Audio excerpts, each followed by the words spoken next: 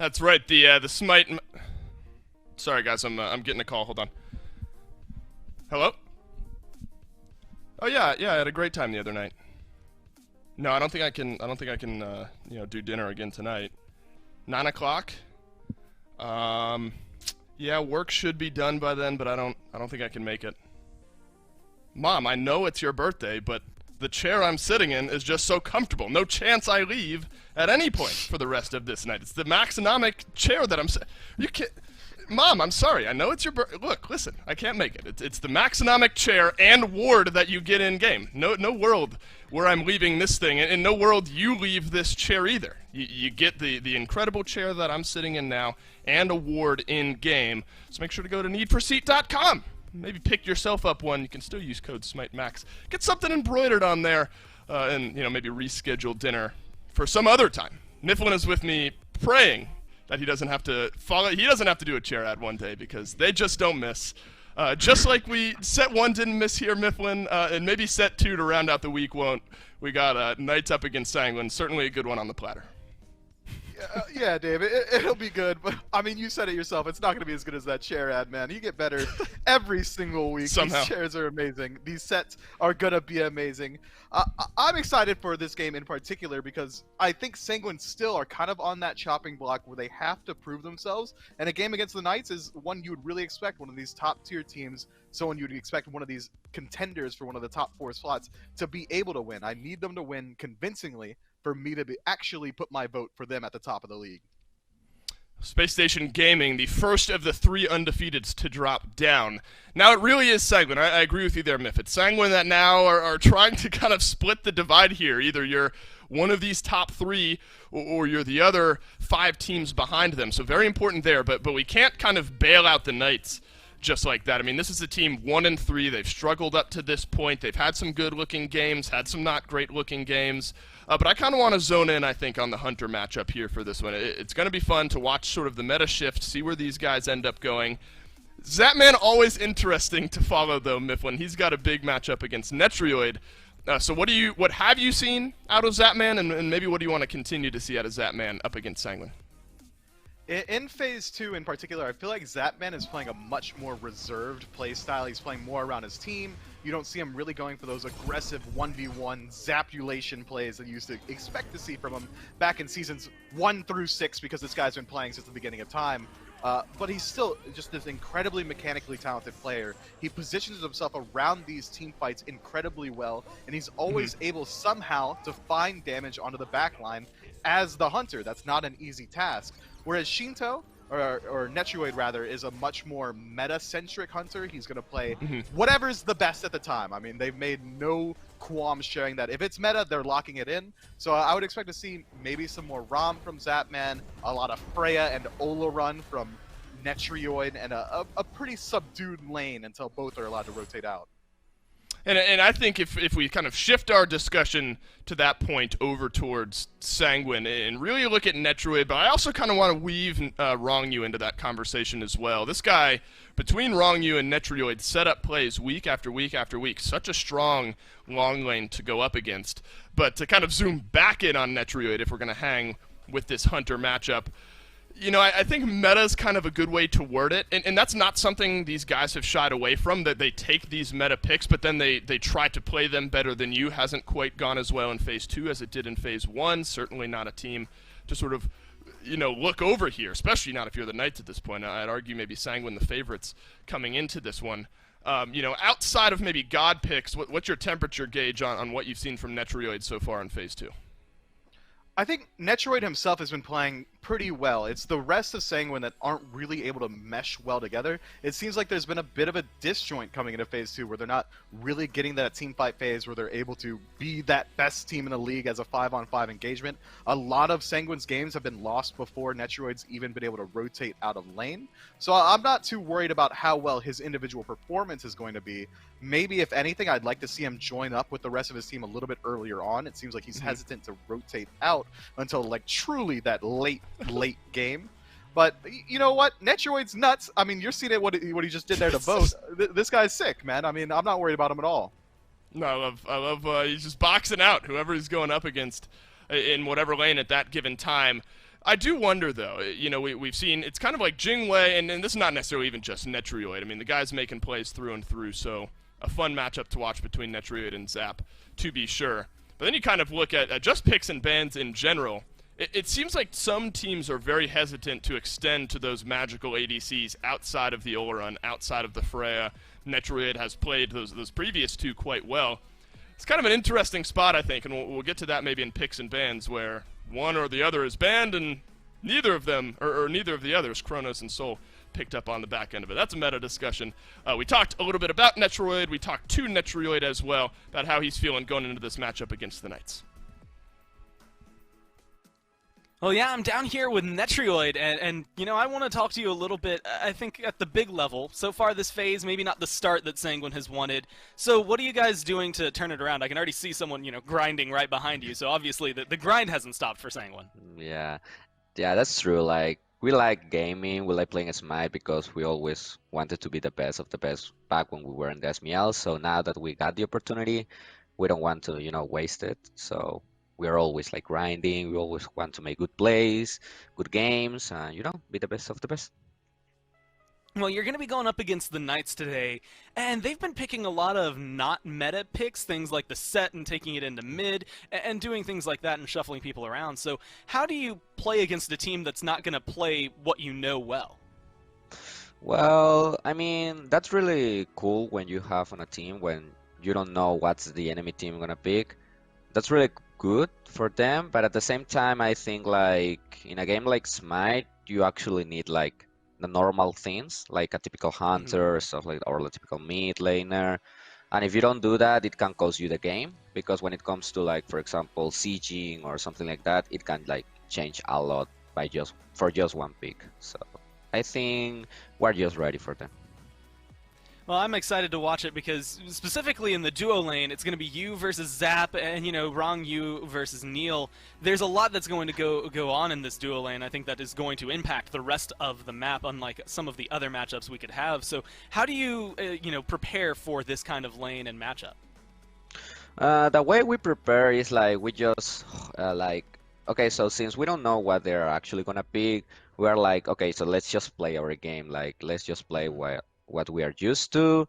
Let's just do our stuff, and eventually it will work. It will work out because, like I said, if they pick something out of the box, it can change the game like 100%.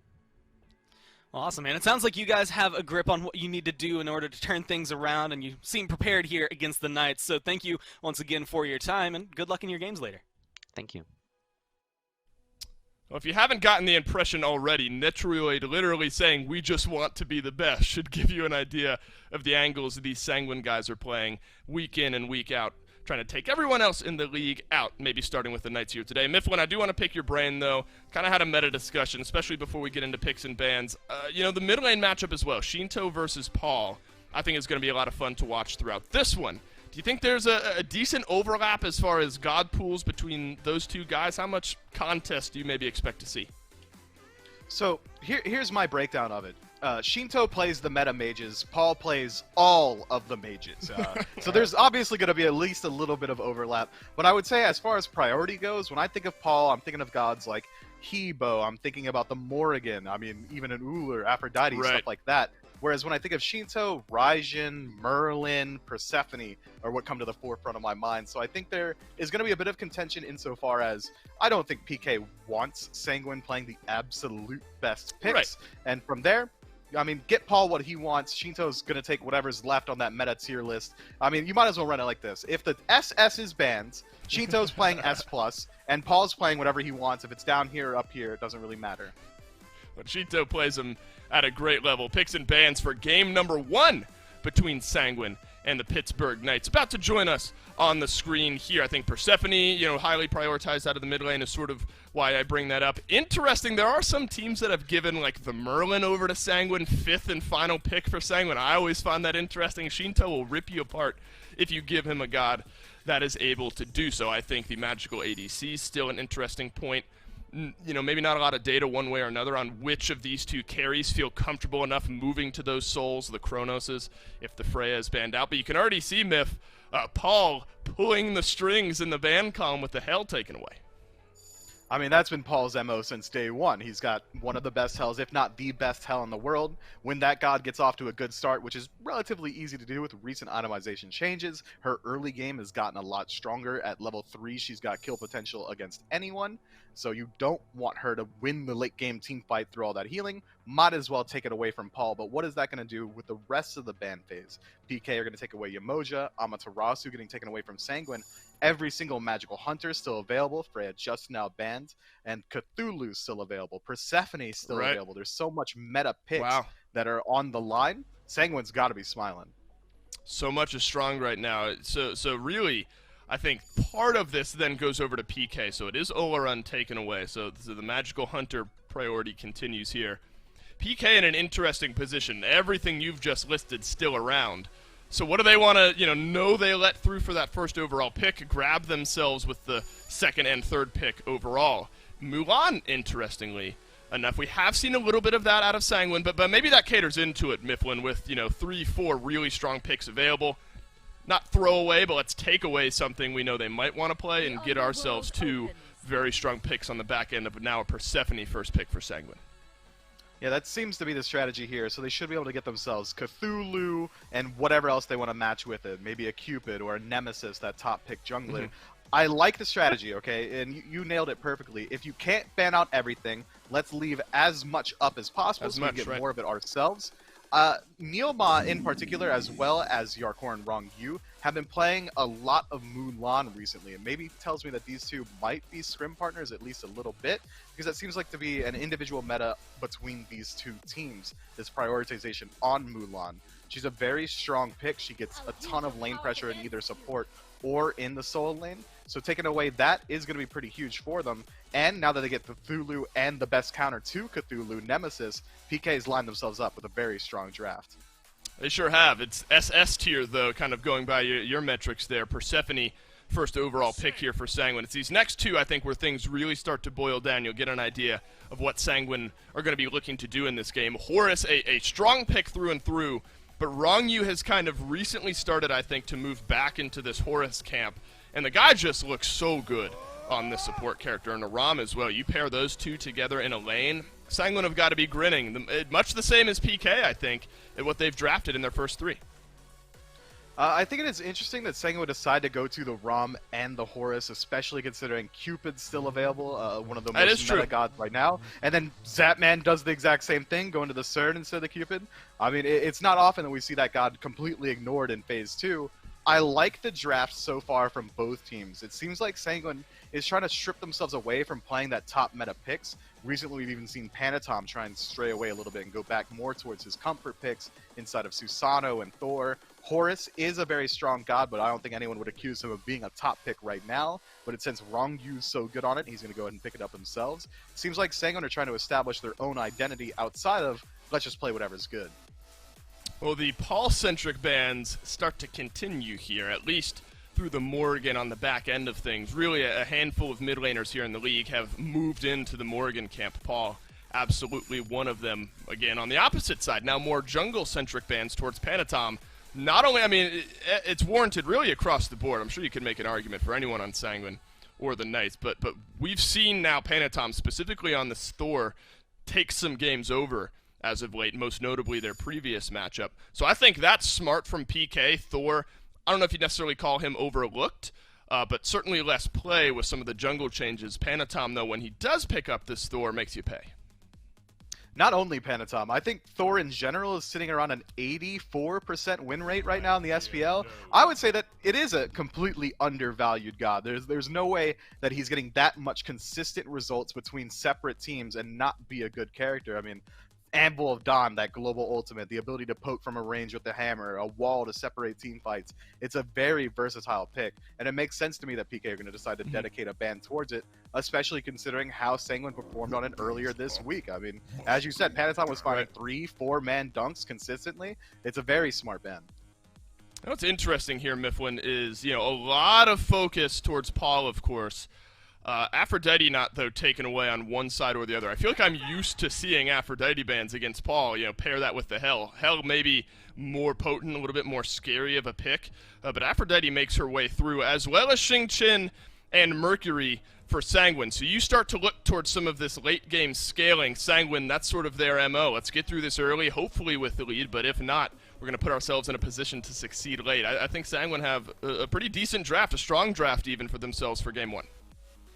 And I would say that their early game isn't going to be suffering too much. Horus's lockdown is very strong early on, Jing Shen as well. Mercury is going to be able to scale as well as, if not better than, Nemesis into the early game. Dave, I see you smiling, man. You called it out. That Aphrodite pick for Paul. It's going to be hard to deal with all this aggression. Let's talk about the Link targets. Link up with the Ganesh. Ganesh finds a dash. Back off. That's 700 damage. Nemesis dashes in. She's got a pocket healer as well as immunity to all CC and damage. That's a ton of damage from back off as well. Cthulhu is going to be hard to kill.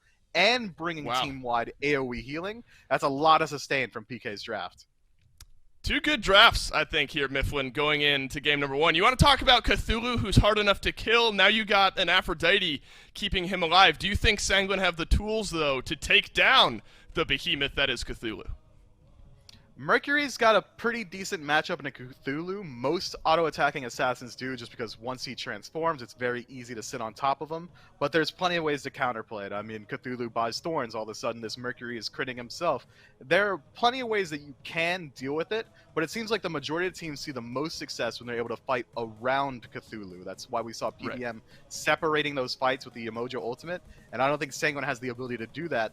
They might be looking to get a lead in the early and try and win before Cthulhu becomes a problem. Well, Sanguine have gotten their feet under them in their previous matchup, looking now to build on that momentum. The Knights looking to build some of their own. Game number 1, it is Finch and Gore on the call. Exactly right. Finch Gore joined by Doug on the camera as always. And I want to make sure that we have all of you out there voting for us in chat so we can let us know what you think about who is the winner in these matches. We're going to be working on getting you into the game here right away, but Gore, I'm a little bit afraid, if I'm a Sanguine fan, and I certainly am, about this draft from the Knights. Cthulhu, the Nemesis, the Aphrodite, they don't have any of those same great tools that we saw Ghost have earlier to try and help mitigate this Cthulhu. Yeah, I think what we're starting to see is teams make this rotation into understanding how to counter Cthulhu. And I'm wondering if Sanguine maybe have an essence of that, because Yarkor loves to play it. But a lot of it was, in order, okay, well, Nemesis is really good because we can just shred him and kill him faster than anything. Okay, well, now they have the Nemesis. Okay, well, we'll go Sunder. Well, now they have an Aphrodite, so all the damage you do is either going to then get immuned or healed off. So it's going to be very interesting to watch Sanguine deal with this one.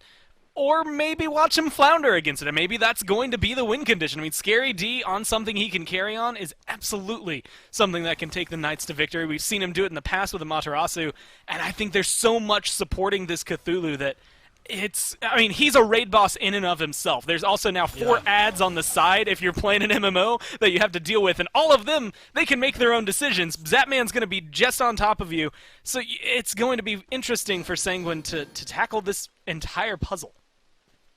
Yeah, we have seen at times, I think, Rongyu struggle to find late-game value with this Horus. It looks great in the early. They always get good value into the skies and able to use that control reliably for, like, single-target lockdown. But when the fights get more chaotic and spread out, sometimes the Horus can feel a little bit lost in all of that. But they've got this Xing Chen from Yarkor to help pick up some of the slack. And obviously, 3 insanely good late-game pieces in the Persephone, the Mercury, and the Rum. I think that as long as Sanguine, can deal with this Cthulhu and not let the healing get out of control, they're still in a great spot come late game. As Rongyu gets level 2 first, they're going to keep right on pushing for Neil. No kill potential in this spot, but they've already got the pressure. And what I love is Rongyu goes for that stun first. It's going to be a prot shred as well, so even though it's very minimal early on in the game, it's enough to be able to burn through Neil or Zap, whoever he grabs there, and that just lets you snowball. If he can get the right setup, I have a lot of high hopes for this, and also showcasing that, Rongyu's still running it the way he wants to. And Metroid was able to hit 2, so now he rolls in. Zapman in the back, but the astral arrows can go through the body blocks. That leaves Neil Ma in a tough situation on the left. There's the slows of the astral arrow, but Neil Ma able to evade efficiently. That means he and Zapman able to make it out of there. No first blood for Sanguine.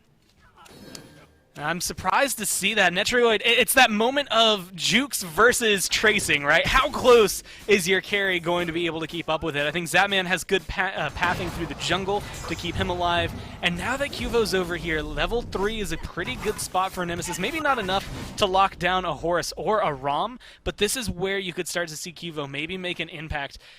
Honestly, I expect to see him maybe put more pressure on the Shinta just because it's going to be so difficult to lock down the duo lane, but I don't think Shinta is going to be any easier to burn off. Expected action on the left-hand side of the map early here, Gormizer. It's exactly what we've gotten so far. But if things do slow down here a bit, which one of these teams are you looking at being active a little bit sooner? I mean, we know Sanguine like to wait till late, but I mean, does that mean that the Knights can jump in and capitalize? I mean, they're happy to wait till late a lot of the times, too. I think Xing Qin and this Horus can definitely come online a little bit. The problem is the people behind him. I think Rom might be able to start picking up, but for the most part, what we see out of Mercury and Persephone really is late-oriented. Like, it's going to be big team fights for Sanguine, which admittedly is playing right into their strength, as you highlighted, but the problem you're going to deal with is that Aphrodite's healing's going to be online way before then. Neil doesn't need the same late-game itemization to be as tanky because he's got that Guardian scaling on this Ganesh. So it makes it a little easier for him to be a part of things. And the Kernanos, at least in my mind, is going to be able to come online and do a little bit more right before Rom. In terms of 1v1s, I definitely give it to Metroid. But that means the Knights can just look for the team fights maybe a little sooner than Sanguine would like, make them uncomfortable, and it could cause them to trip up early. Granted, we've seen them go from losing 10,000 down, take a team fight late, and still win it, so sometimes they turn it around, but until this Mercury is able to start getting to the backline consistently, I don't know if Sanguine are going to feel confident. And it is interesting. It's tough to sort of break it down, right? Because Mercury certainly can still find early game value because he's got decent setup with the Sonic Boom and with the special delivery, but he's not going to be doing all the work on his own, you know, until those items are online. So I'm with you. And I'm glad you brought up Zapman potentially having more early to mid-game value than Metroid, because I think Kernos gets overlooked a lot of the times. The Sonic Boom comes through. Zapman had the beats ready, but there's the special delivery for the lockdown. Metroid gets first blood, but that's all courtesy of Panatom setting it up with the Mercury. Speak of the devil and he will appear. Panatom heard his name being mentioned and knew he had to prove something. And that's what it is. I mean, that's exactly the point you were just making. In my eyes, I see this late game, okay, I'm going to jump to the back, try to kill Aphrodite in 2 hits, or Cuvo, or Zap, or somebody, right? Because I'll go crit. But that's the other strength Mercury has. I'm not going to punch you down to death because I don't have to. I'm going to lock you down so much that that guy can kill you. And that allows Metroid not only to get this kill, but now he's ticked over to 5 faster than Zapman, and getting this ROM ahead makes it so that power curve that is faster there for Kernanos won't matter as much because Metroid will have that small lead. That's a huge play for Sanguine to help them out. Now, they're not always the best at converting those early leads, but look at Rongyu. He's going aggressive to the skies, and he is alone for this. The silence for Neomob was right there waiting, so Rongyu maybe trying to put the fear in them a little more than anything. As a solo agent, might not have had a ton of potential there, but still, I think this kill in the left lane, and now we're seeing having some trouble defending the blue buff over in right, but this start for Sanguine is still good. Help them get off to a bit of an early lead here. Definitely feels like they've been working on their early game a lot more, right? And because that was one of the biggest issues. In Phase 1, you'd watch it and be like, cool, we're going to watch this for 20 minutes, and then Sanguine are just going to pop off. Good juke. If that Grasp of Death connects, there's no way Paul makes it out of there. Maybe if that's aimed towards the wall, they're still able to get some value to it. But you know these Persephones love to smack them directly with that Grasp of Death for that initial hit damage to help out. So good awareness from Paul, able to get him out of there. And just good jukes all around. I think that's something that, honestly, we're going to have to keep our eyes on Panatom going forward as well. Yeah, and Paul being deleted. Great work from Panatom. Here we were worried this Mercury might have to wait till later to get involved, in Panatom doing the exact opposite. And it's because Sonic Boom is such a powerful tool, closing the gap quickly and providing the crowd control. Panatom using it well. And he's been able to aim it. The first one just so he was right behind Zap or Neil to be able to then get the special delivery, have that grab available, and then that one just in front of the kill so that he can then, again, follow up with the special delivery, but always in the right area, which is very difficult to gauge in a lot of these high-pressure moments. So good on Panatom to do this, and it's a good turnaround for him. I mean, one of the biggest problems that we've had with Panatom in the last, I guess 3 weeks so far, 2 weeks, that have been Or that when he was trying to play the quote-unquote meta junglers, it just didn't look as good as, you know, when he played Thor the other day, or now when he's on this Mercury, that it feels better. It feels more Panatom, and it fits Sanguine so far. I like this change of direction for him in terms of playstyle and comfort, because it's just making the biggest difference, especially right now in their weakest part of the game. And this team play, and I'm going to call that team play, is what makes Sanguine so strong. Remember how I was a bit, you know, maybe a little bit glib about the Persephone ultimate there from Shinto, but that pressure they had in mid with Rongyu being there to catch out Aphrodite and force out the Undying Love and making sure the relics were on cooldown, that's what makes it so easy for Panatom to clean up that kill on red buff. It's because they got that pressure a minute earlier and are keeping Paul with his cooldowns not available. So of course Panatom's in the jungle looking aggressive as here's to the sky is going to be late to catch out Cubo Fred, but that's the silence down and the Dharmic Pillars without getting a ton of value, and Panatom still hits the Sonic Boom from max range, but they cannot capitalize on it just yet. The Pittsburgh Knights able to deftly avoid all that aggression from Sanguine. And Neil showcases why this Ganesh is so good against these teams, specifically the way Sanguine are playing. I mean, look at them. They've got 3 initiators. Yarkor, when he starts rotating, expect to see ults, but then Panatom and Rong Yu, who have been doing it already this game, that silence, right now it's pretty short, not having to worry too much about it, but as the game goes on, that's what's going to cut you off from getting that pluck, getting that kill, or the setup you need in order to find something that's going to potentially turn the game around. And I think Neil picking this up is going to be a great set of counterplay to slow Sanguine down and stop their pace from snowballing so heavily in their favor. I'm with you on the Ganesh hype train, by the way. I can't believe we're not seeing more of this god. I mean, I know that that the early first 2 levels for supports is so important right now, and these warriors offer a lot of early game flexibility that the Guardians don't always have, but Dharmic Pillars is insane as far as ultimates go, especially on a support. It's so good, and then obviously the silence you already highlighted is huge as well. If you win a composition that's meant to stop the dive from the other team, then there's not a whole lot better than Ganesh. He shuts that down.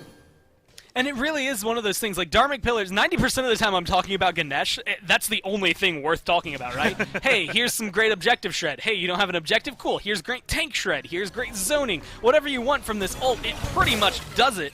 But then you also end up in this position where, yeah, this silence that is very niche in terms of usability, it's really good at stopping Panatom. He ults in, cool, you silence him, now he doesn't have a dash. Metroid had the turnaround cripple there to stop Cubo Fred from getting the second shot, but he might have needed to ult a little bit sooner. There's the ultimate. He still does get hit by that wild hunt, but this should buy him a little bit of time. Puts those shots out, avoids the Bramble Blast, and Metroid lives through way too much on the left-hand side, and now Rong Yu is here to make sure the Pittsburgh Knights have to retreat. And he's in this position. He has his blink, but I don't see him going for it. I like this chase-off method, but Panatom's in the jungle. This might end up turning into something else, but this smells like sharks looking for blood, or at least they've smelled the blood. Now it's trying to find out where their target is. That is the red buff invade successful. Put that on the Rong Yu because who else? And able to get out of there in a way that only Horus can. But Rong Yu goes with this topside path and greedy, but able to get out of there without paying too heavy of a price. Neilma didn't have the lockdown. But that play from Metroid, that's big time, man. I mean, most of the time, if a Kernanos and a Nemesis want you dead, you're going to die. But getting the cripple, I mean, getting away from the damage of Cubo Fred to the ultimate, all of it was great. I mean, if they want you dead, again, like 99% of the time, I think I would even say that you're going to die, especially when they use their ults on you. Both of them connect, both of them come in. I think it's just big ups from Metroid. The beads, the ult, he had to use everything in his, kit in order to stay alive there. But if it works, it works, and I think that's the biggest thing that Sanguine have going for them is mechanical plays like that are making the difference. That's why these high execution gods can work on them. I mean, maybe Mercury's not the best example, but I think Persephone probably the essential example of high execution because you don't get to see her do what she does in Pro League games at the casual level, and I think a lot of it is built around the fact that it highlights what you said earlier, the team play, how you work together. Yeah, you can plant a bunch of seeds and find a 1v1, but when you get into late game, where are your ults going? Where's your damage going, and what's your focus? Because she is going to be essential to it, and I think that's what Sanguine have, is just really good mechanics that open up a lot of opportunities. Gore, I'm glad Doug brought this camera over towards solo lane because there's a gigantic problem over there that Sanguine haven't really been able to address yet, and it's the Cthulhu that's basically getting to just free farm. Remember how difficult they made life for Nika in that Ghost versus SSG set? Well, Scary D has had no complications. A couple of kills have propped up onto the kill feed, but other than that, my man is coasting, and still I don't really know what Sanguine's big strategy is going to be to deal with this Cthulhu. Yeah, I'm watching now that they've ticked over to level 12 where these second relics are going to be, and I think the support also going to be important in that. If there's a Sunder online to maybe burn through, it's going to be Thorns there for Yarkor, so nothing that's screaming melt the Cthulhu just yet. And so I guess I'm relying on Panatom. I mean, Mifflin had mentioned it on the desk, and Mercury has a pretty good, damage at least to deal with a Scary D Cthulhu, but then Scary D just can get Thorns, and now all of a sudden you're critting yourself every time you punch him. So you have to be very careful with this. The engage, in my eyes, could be bait the Thorns, leave him alone, go back in for the kill, but then you have to deal with Aphrodite healing, Aphrodite ult, also Cuvo Fred's going to be there. At that point, right. Zapman's rotating into the fight. Like, there's so much outside of the Cthulhu that's going to affect that fight. I just don't know that they can all in on Scary D himself. It's going to be tough. I know that Sanguine are a late-game skewed team and the draft is good late too, but I just think the Knights have so many great options in the late game. That's why stuff like this from Sanguine is critical. They have to make sure they're getting Pyromancers and finding these picks in the early game, because if they just coast into the late game and hope they can get out ahead like they normally do, I don't know if it's going to be as easy up against this Aphrodite, up against this Cthulhu, and Neil Ma providing all this peel for them with this Ganesh. It's going to be a bit difficult for Sanguine, so they've got to make sure they keep finding these small advantages. Now it's whether or not they can kind of keep that pressure up, right? A Pyromancer, I think, is big early on, especially right now where there's been no Furies, no big kills to come through. But I always have eyes for this Gold Fury, especially right now. Levels 10 to 15 are where it can maybe make the biggest swing. You see a lot of these guys finishing their first item after boots, but then it lets you, either get that tier 3 or start a tier 2 of the next one up. If you're Panatom, that means more crit online. If you're Shinto, it's more power. If you're Metroid, it's either attack speed, power, or crit. You could get anything and everything into your kit here. So I think it's going to make a big swing. It just, again, comes down to confidence when you're trying to take it. I think Sanguine have the faster burst right now, but that's just because Scary D hasn't been over here. Oh, I love this fight for Sanguine. They just finished some critical items. Atlanta's Rage and Magus all finished, but hey, we can talk about the builds all we want, but that only matters if the Knights show up, and they absolutely don't. For that Fury, it goes down in favor of Sanguine, and they're starting to do even more in this early game to set themselves up for success. And those items I mentioned are still going to be critical. You want to get the Rage farmed up. The Magus adds so much damage there for Shinto. Obviously, Atlanta's core on these Hunter builds at this point. Sanguine are still looking to fight. I think that's why Wrong You was in that to the skies. I'm wondering where they're trying to go. I mean, aggressive, standing on a ward right now, so not going to get much done there.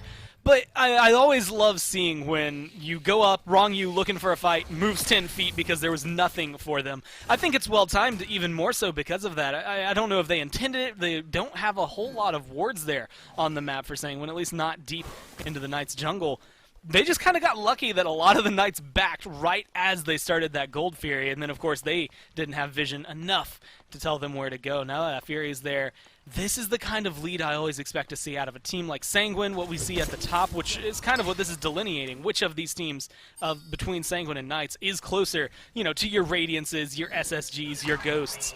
And I think right now Sanguine are showcasing a lot of what it is. It's a 3,000, 2,000 gold lead that they're just slowly cultivating until it's time to team fight. And we've already seen Sanguine's team fight so many times this year that we know it always skews in their direction. The biggest thing, it always and will continue until we see it, come back to that Cthulhu and what Scary D can do. Right. But outside of him, I think what they're doing is the only path they have towards victory. For Scary D over in right, Yarkor has pressure. Wrong You is on the way as well, but he's going to be meeting a welcoming party in the form of Paul and Cubo Fred, able to make it back underneath the tier 1 tower, A-OK, as Panatom charges up the Sonic Boom, but Scary D gets behind the wall patiently. The rest of the Knights are fully on the retreat, and that's something I've noticed here so far, Gore. The Knights have not looked particularly interested in taking many fights so far, except for that gank onto Metroid and left that Metroid was able to live with. And I think that might have even warded them off. I mean, they haven't gone back to left since then. They just recognized, all right, if that was gonna, like, that was the moment. If we were gonna kill him, it was gonna happen there. We put everything we had into that, and it didn't work. We might as well not focus on this guy. But again, it's not easier to then burn down a Persephone when Panatom's nearby or Rongyu's nearby, and Xing Chen is Xing Chen. He's not going to go down without a fight, or easily at that. And I'm wondering if the Knights kind of have the same idea where they're looking at their composition and they're like, cool, we hit 23 minutes, let's just say an arbitrary number, and they can't do anything against the Aphrodite anymore. They can't really stop our Cthulhu in these team fights. We don't need to take these fights in the first 15, 18, 20 minutes because what is it going to give us? Like, if we lose, then we're giving Sanguine an advantage. If we don't take it at all, then we're at least coming in even. Even though they're a little behind in gold right now, I think the Knights are taking the path they need, again, just to find themselves success in the late game. Metroid stepping up underneath the Tier 1 tower. Takes a couple of shots from the Tier 1 as Ronyu was on his way too. No wonder Metroid was stepping up. They want this Tier 1 in left. They finally get it, but Metroid got locked in by the Dharma Killers. He's being patient with these shots as Ronyu and the boys back up from him, but they were waiting for this, moving in to provide the heal. Metroid used the beads there too. I know they got the Tier 1, but I don't know if this has been the cleanest way they could have gone about it, and now Cubo, Fred, and Paul are on their way to punish. Good interrupt from Ronyu, and Cubo has to back up. The Grasp of Death keeps the rest of the Knights at bay too, but there is a big wild hunt from Zapman that pushes the rest of Sanguine back, as well as Scary D rotates in. A level 18 Cthulhu saying hello, and he can absolutely step on the gas. Dash allows him to push even further into the back line. Now he's able to go up into the altar, but they're waiting for him. They just shred him the second that he does, and Shinto gets the kill. They tried to do Cthulhu things. Scary D went in with everything in mind. You go back, you watch Yarkor when he did it, you watch Fine OK when he does it, and it's the same concept. Go in, clean up, whatever. Unfortunately, he just bit off more than he can chew. If Paul was right around the corner, if Kiss was ready, if there was more mana, then maybe there's a different play right there. But Scary D just gets isolated, and Sanguine were waiting for that moment and then turned it right when they saw it immediately to get that kill. And now, I mean, they're in a good spot. I suppose so. They don't have to worry about Cthulhu, and that's got to be the biggest deterrent. And look at what Yarkor is doing. He's got a great zone going on, so Neomon can't even make his way in. He's the one that's got to check it as the Fire Giant drops down to half HP. There's the Whirlwind of Rage and Steel to keep Neomon at bay, but it's a bait. They're going to drop the Fire Giant instead. Look for this Ganesh, who dashes right back into Metroid's damage. So Sanguine able to find a kill, and now they are going to pull the Fire Giant yet again. Scary D is back up, doesn't have the ultimate yet. It's all on Cubo Fred, who's standing right outside the pit. But what can the Knights do? Ronyu gonna use the ultimate to provide the shielding, make it even more confident for them to be able to take the objective. Pittsburgh Knights have to fall back, and it's Sanguine that grab a 19-minute FG. Oh, and Zapman over here doing, I keep calling it his best Metroid impression because this is something Sanguine loves to do. He's going to get this tier 2 for it, which at this point feels a little worthwhile. But, I mean, 5 members strong, getting the Fire Giant, clean kills up to this point. It feels like the Knights have a really solid team fight oriented composition that just isn't quite coming together the way they wanted to. Or maybe it just comes down to the fact that Sanguine are so good at this 5v5, they know how to pick you apart. And I think that showcases that there with Scary D. I think we see it again right afterward with Neil. They know how to bait you into just a lose-lose scenario. If Neil doesn't go in, then the Fire Giant's picked up for free. If he does go in, he loses his life. There's nothing you can do there where the Knights get to come out ahead. Sanguine now ready to move into the siege phase in a great position. Primal Fury down. Obviously not as good as Gold or Oni in this spot, but they'll be set up for the next FG fight on the back of this. They've also got some great itemization to talk about. The Deathbringer there for Panatom means now those crits will be swinging. The Pestilence for Yarkor to provide some much-needed anti-heal. Some percent 10 for Shinto coming through with the Soul Reaver that should be able to find good damage, and the Kin Size to burst through all this health that's being built on the other side. They're in a great spot as Ronyu goes right to the back line. The silence is there, all the control is there, even the Wild Hunt, and Ronyu gets blown up for it. He went too far forward, and the Knights had the perfect counter engage. Man, I was going to give them so many compliments for Sanguine as well because of what they were doing. They get a tier 2 on the right there for the Knights. And I was thinking, you know, you're pushing up left, you're pushing up mid, you're going to get a tier 2 here, and then immediately scramble over to left and get a tier 2 there. So whatever the Knights do doesn't matter. But not only turning it around on Ronyu, but completely stalling that push, they're I mean, tail tucked between their legs, running away right now if you're Sanguine. They might have to. They're still not fully grouped, and you really want Wrong U's presence in these team fights. But this has been great from the Knights. You've been kind of covering it a little bit here for a score, but look at the map state with those 2 side lane Phoenixes exposed for the Pittsburgh Knights. That gives them a winning condition. If they even get like a 2 for 0, a 3 for 0, they can start to push down those Phoenixes. And Sanguine still have a lot of work to do in regard to those towers. The tier 1 and tier 2 still up in solo. The mid tier 2 is on its last leg, but it's there, as well as the healthy one in left. Sanguine still have a lot to chew through before they're even thinking about Phoenixes. There's a lot of gold still on the map for Sanguine, but I mean, look at the gold lead they did have. I mean, it was massive. Now it's hardly 1,000 that they have in the lead. So being able to maintain it, that's solid, but you can see the experience skews heavily towards the Knights, and all of this is just map play, like you had highlighted. And a lot of it I always look at when you're around Fire Giant fights or 5v5s. When you lose, what can you pick up? Right now, Sanguine have to clear out towers. Knights, they could win one good fight and potentially go for the Titan if they wanted. Again, the Pittsburgh Knights are defending on the tier 2. They don't want to give up even another inch over to Sanguine. Sanguine have all 5 members stacked here. Wrong Yu has made his way back, so maybe they can get this fight to work for them, but they don't have minions pushed up anywhere else. It's kind of got to be here in the middle lane where they're looking to push. They still have about 40 seconds left on the FG buff as well, but there's the Dharmic Killers to lock down Wrong Yu. They get the tier 2 tower, and it looks like Sanguine should be able to hit the escape button, but Scary D goes in first, right into the ultimate, but Neil Maw takes a ton of damage too. He's thrown back with the Whirlwind of Rage and Steel, and Panatom gets the kill, and now they're ready to re-engage. Sonic Boom and the To the Skies are going to bring them right to the back line as they drop the Cursed Donk as well. Wrong Yu can't lock down Zapman, but they're ready to push their way to the middle Phoenix as long as they can deal with Cubo Fred, who's lurking on the side. They're trying to figure out how to approach this. You didn't get the Cthulhu the first time, you didn't get the Aphrodite, and now your Ankh is gone. You don't have anything to lock down that healing. They're only going to get stronger. If you're Sanguine, you have to get Wrong Yu onto Scary D. Not a lot of time left on this Fire Giant. It has fallen off, so this is trying to be done the old-fashioned way, and the Knights do just enough to defend. Scary D dashes in, takes a ton of damage, so Metroid takes to the sky to try and finish off the job, but the shots aren't going to connect. Paul does a good job providing some healing and discouraging the shots, and so Sanguine have to disengage. Not bad with this Fire Giant, but you'd hope they could have gotten more than just this tier 2 in mid. They still have a lot of ground to make up.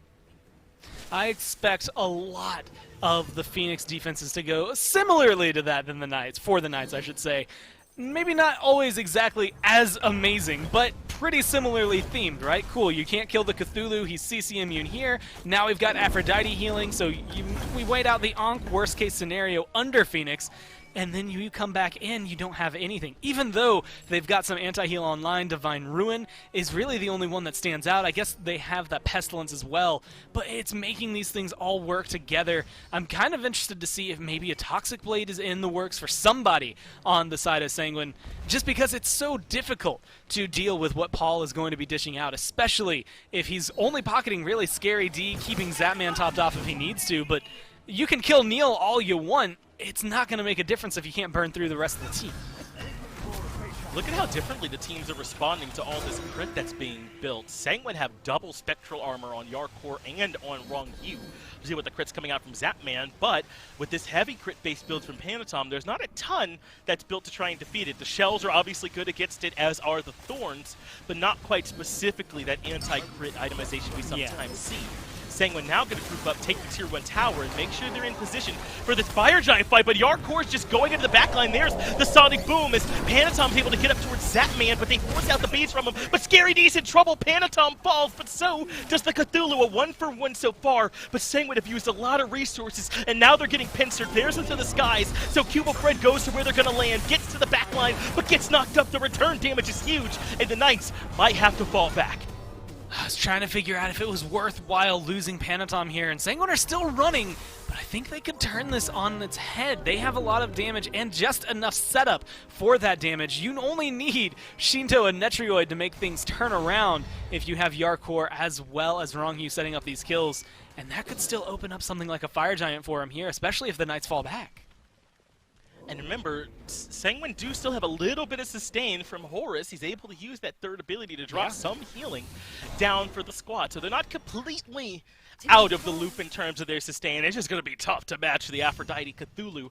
So this fight moves over towards the left side of the map, towards Primal. It's burning quickly in favor of the Knights. Bone Rush comes through, but the Knights are the ones that secure the Primal Fury. Now both teams have a Primal to their name and should have an easier time handling the Fire Giant. I mean, just being able to find something that big, you've bought time. Scary D's back. Yeah, that means Panatom is back as well, but I think it's bigger for the Knights. A lot of these little small engagements, especially the last two that Sanguine have started, have not gone their way, and they need something to pivot about it. But the problem is it's the same thing we were highlighting at the beginning of the game. Now we just get to see it come to fruition. Cool, you invested everything into Scary D, the rest of the Knights are untouched, or you ignored Scary D, and now you're paying the price for it because there's a Cthulhu in your backline. No matter what, it feels like you're not going to be able to take on a lot. I want to say this crit is maybe where my mind is going to just blow the roof off of the Knights, right? You've got two places for it to come from, although definitely a lot heavier from Panatom than you're going to be seeing out of Metroid. But that's that burst damage that could open the door for you to find a win. Wrong you considering starting up the FG, but thinks better of it. The Knights are nearby and ready to defend. They don't have Cubo Fred's relics just yet, and the bead's still missing for Panatom, but for the most part, everyone's ready to party heading into this next Fire Giant dance. And it's just too high of a kill threshold that Sanguine had to punch through. It takes too long to kill anyone on the Knights that they don't have any resources left, any gas in the tank for the rest of the fight. Right now, it's the question of, well, I was going to say whether or not they want to go in and fight, but I love what Wrong You does immediately. He wants to set it up and start things off. Trying to draw their eyes to the backline while the Fire Giant gets burned. The Knights steal it away. That had to be Neil Ma. He was the only one close enough. Turn of Fate 232 steals the Fire Giant from underneath Sanguine's noses. And now Pittsburgh Knights are surging forward. Fire Giant trying to embolden them, but they don't have to take this fight. They have done enough to stem the bleeding here from Sanguine and bring this game back towards their favor. And what were we talking about earlier, Finch? It's the game state. The state of the map on the side of Sanguine's field. Right. There's one tower left. There's nothing for them to try and defend outside of these Phoenixes, and that gives the Knights an amazing opportunity here to get aggressive, not only being able to equalize gold, which at this point, 2,000 means nothing for them, but also, I mean, one Phoenix away, one good team fight away from being able to win this. Now you thought that the Aphrodite sustain was already annoying. You thought Cthulhu was annoying before. Add the Fire Giant behind that, and it's going to make such a big difference. And I think it's big props to Neil. Again, reckless abandon with his own life. Who cares about it when you can throw a single yarn ball to pick up a Fire Giant? Yeah, I mean, Dharmic Pillar's normally pretty good for that too, but I guess if you're Neil Ma, you only need the Turn of Fate. And hey, he gets it done, so it's hard to argue. But still, this is what makes it so difficult for Sanguine. Everything they need to go their way has to be perfect. The Fire Giant fight is a thin margin of 200 damage, right, between success and failure. What about in their fights, killing the Aphrodite and the Cthulhu and getting past this Ganesh? It all requires perfection. I think that Sanguine may have given the Knights a few too many tools in this game, and even with their late game prowess and their great composition, it's a little too tough to consistently be able to chew through this composition of the Knights. Yeah, 3 out of 5 of what the Knights have picked up are number 1, number 2 in their role, right? I mean, Aphrodite is maybe only second to Persephone, but the reason she has been so prominent, and I think the best reason the Knights have been able to pick her up is this. I mean, she's got immunity on her ult, the healing that comes through as well. The sustain is difficult to match, even if you have some form of sustain on your side. And I feel like, Sanguine recognized how bad sustain would be for them. They banned Hell because of how prominent Paul has been on that in the past. But it doesn't make a difference if he gets another healer. And so not having enough anti-heal, even though they've itemized into it, I think, as heavily as they really can, there's just not much they can do to thwart the healing that's coming from the Aphrodite, short of killing her. The Knights turns to play a little bit of offense. Scary D moves forward first. Metroid gets knocked into the backline, but they shred through this Cthulhu. Both solo laners drop instantly. Panatom has made his way to the backline. Made you look, has this fight turned in two completely different directions. Somehow Zapman's able to worm his way out of there, but Neil Ma will not be afforded the same luxury. Wild Hunt may have hit 3, but made you look from Panatom. Dunks Zapman, put him in the dirt as the rest of Sanguine able to keep surging forward. Pittsburgh Knights may have been good on defense, but they were ready for the Sanguine base hold. And now I'm ready to take it, walk back what I just said, single target healing. There's the downside that Paul's been experiencing, not able to keep everyone alive at that pace. Now it's just up to him and Cuvo Fred, but Phoenixes are exposed to Finch. Sanguine, this is not an easy break, but with Panatom on there, I mean, there's not a lot Cuvo and Paul can do. Paul does not have the ultimate, neither does Cubo Fred. This is going to be such a difficult defense for Paul and Cubo Fred. There's the knockup. Cubo stood still for a moment. Undying Love comes up right at the last moment, and that's enough to keep him alive for the second. But this mid-Phoenix is certainly still going to fall in Sanguine. They're not going to get greedy here, Gore. They managed to somehow get the first Phoenix of the game. Now it's time for the reset. Well, it was scary to try and jump in there if they wanted to. If they had 10 more seconds on any clock, they could have ended the game. But, I mean, Scary D's respawning. Neil's right behind him. Zap right behind that. This is what you need to do. If you get this Oni Fury, it's big pressure in all the lanes. Those last tier 2s could come crumbling down. Still big for Sanguine. They're able to get that mid-Phoenix. Now Fire Minions the Knights have to worry about down the middle lane. But that's easier to defend than if they were all the way over there in duo in the long lane. So it's certainly not the end here for the Knights, but that might be that little bit of a break Sanguine needed. A lot of the times in the late game, Sanguine just need a little bit of help. They need maybe the Oni Minion waves or a fire wave somewhere, and that's enough to give them an edge in these team fights. It's very difficult because a lot of what we framed it as, and honestly how I still see it, is Scary D's win condition and the Knights' win condition feels like they are either going to invest everything into me and we'll use Paul's ult, Paul's heal, my thorns, and we'll stay alive, and they'll kill themselves on it. But Sanguine don't care about the damage return. I mean, you walk in with Thorns as a Cthulhu, and Panatom and Metroid just don't stop. Normally, that's a period of time that you're either safe to free fire, or you're going to end up seeing their health bar drop down. But I think it's more important to showcase what you had highlighted, and that's where Wrong U's coming into the equation. That little bit of healing, I think, is making a big splash for them. Because it can hit multiple targets, Metroid and Panatom can dump as much damage as they want into Cthulhu, and it doesn't matter. All right, fellas, we cannot let Ganesh Turn of Fate steal the FG again. Let's do this right if you're on the side of Sanguine. The Knights have done a good job of pushing them off of the objective. In fact, Shinto in the backline has all his relics forced out. Look how low he is at the turn, and his ultimate really only able to hit the wall. It gets almost nothing out of it as the Knights able to keep pushing forward. Cubo Fred trying to close the gap. Shinto has to use beads to barely be able to disengage. All of this pressure is coming from Scary D, but Wrong U wants to keep the fight going, able to push in into the skies. Good silence from Neomom means there is no more aggression, but Sanguine barely able to live through all that pressure from the Knights. Now can they defend the FG the other way around? Panatom still has his ult. Zapman still has his as well. So a lot of setup, but also a lot of retaliation there built in for the Knights. But the Knights are forced so far back. Sanguine's going to start up the Fire Giant. Neil has to stay around here. Even Zap has to stay around here, else they'd lose this. But the backline of the Knights have all their relics. Shell and beads are up for both of them. Meanwhile, Sanguine don't have any relics for Shinto. He's a sitting duck. If Pittsburgh Knights can get their Fire Giant down below half HP, Wrong Hughes still holding it as Dark Horse steps forward. Sonic Boom looking for Scary D on the right-hand side. And Panatom can't connect to the autos. Dharmic Pillars gives him some breathing room, but the Fire Giant goes to Sanguine. They were able to stick it in the backline of the Knights. Can't find a way to defend. Sanguine, 34.5 minutes in, find another big advantage. Sanguine is so impressive at their ability to take a team fight and keep an objective going and not stress about either of them. I have no idea how you are in this high-pressure situation where one misstep or just one misfocus from one of your teammates means that you lose the Fire Giant or you lose the fight. At worst case scenario, you lose both, but they're able to get a good zone going for themselves. They get this Fire Giant. They're still leading in kills, but we saw what the Knights were able to do in terms of defense last time. I don't think that's changed. If not anything, I think it's gotten stronger now that they've been able to add more items to their build. You've highlighted it, but the relics still available.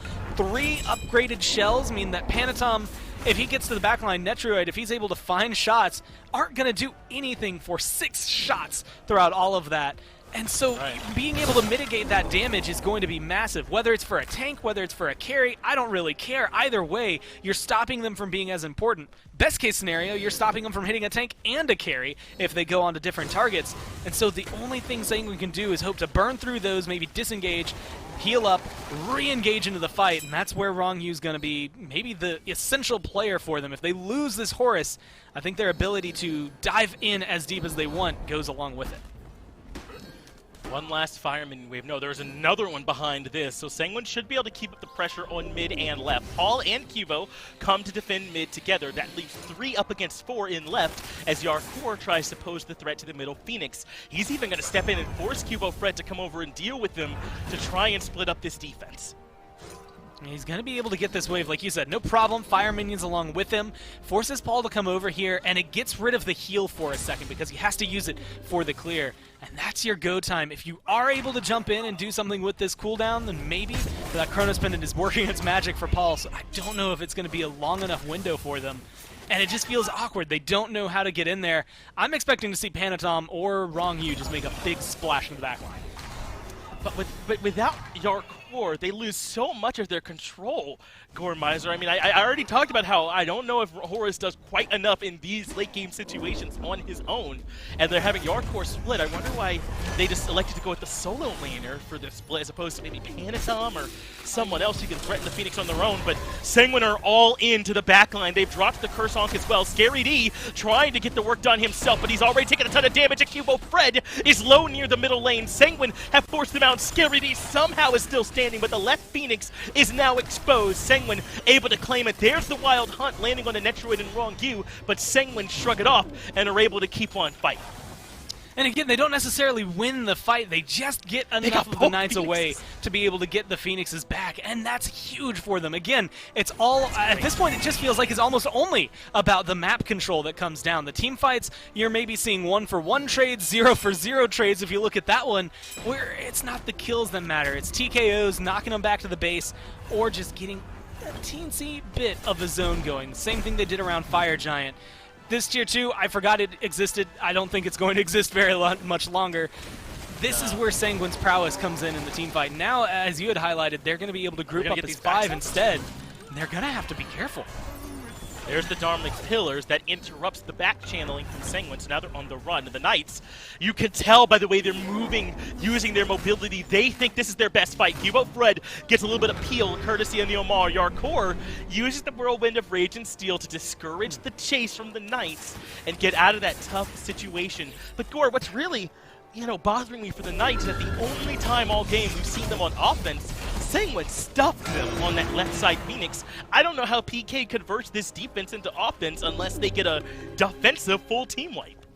That's that really, really solid and maybe just awkward moment when it comes down to the game. They have something great around those Phoenixes, although showcased just now is the fact that it's not infallible. It can be broken down. Whereas, so far, Sanguine, every time they want to get aggressive, you're seeing them come away successful. The only times that things have really fallen apart for them were those prior Phoenix defenses. So it feels like they've figured out the Knights a little bit. Now they've made it even more awkward for them in terms of a defense. Only one Phoenix standing. The other 2 are going to be weakened. It just makes it a lot easier for Sanguine to come back in. I think it comes down to this Fire Giant, right? Neil was able to steal the one before that. That slows Sanguine down, but it didn't stop them. Now, if they get this one, I think that inability to stop them is going to be just exacerbated for the Knights here. They have to figure out something better than just sending Neil into his death. While Fire Giant has been pulled, Cuvo Fred is way at the back, looking for a chance to loop around. Fire Giant now down to about half. They certainly know Cuvo Fred is here as the Fire Giant is claimed by Sanguine. Now Cuvo Fred drops the ultimate as he keeps up this positioning on the back of the fight. There's the To the Skies, and we've seen Sanguine do this before, able to use the Horus ultimate as a get-out-of-jail-free card and reposition.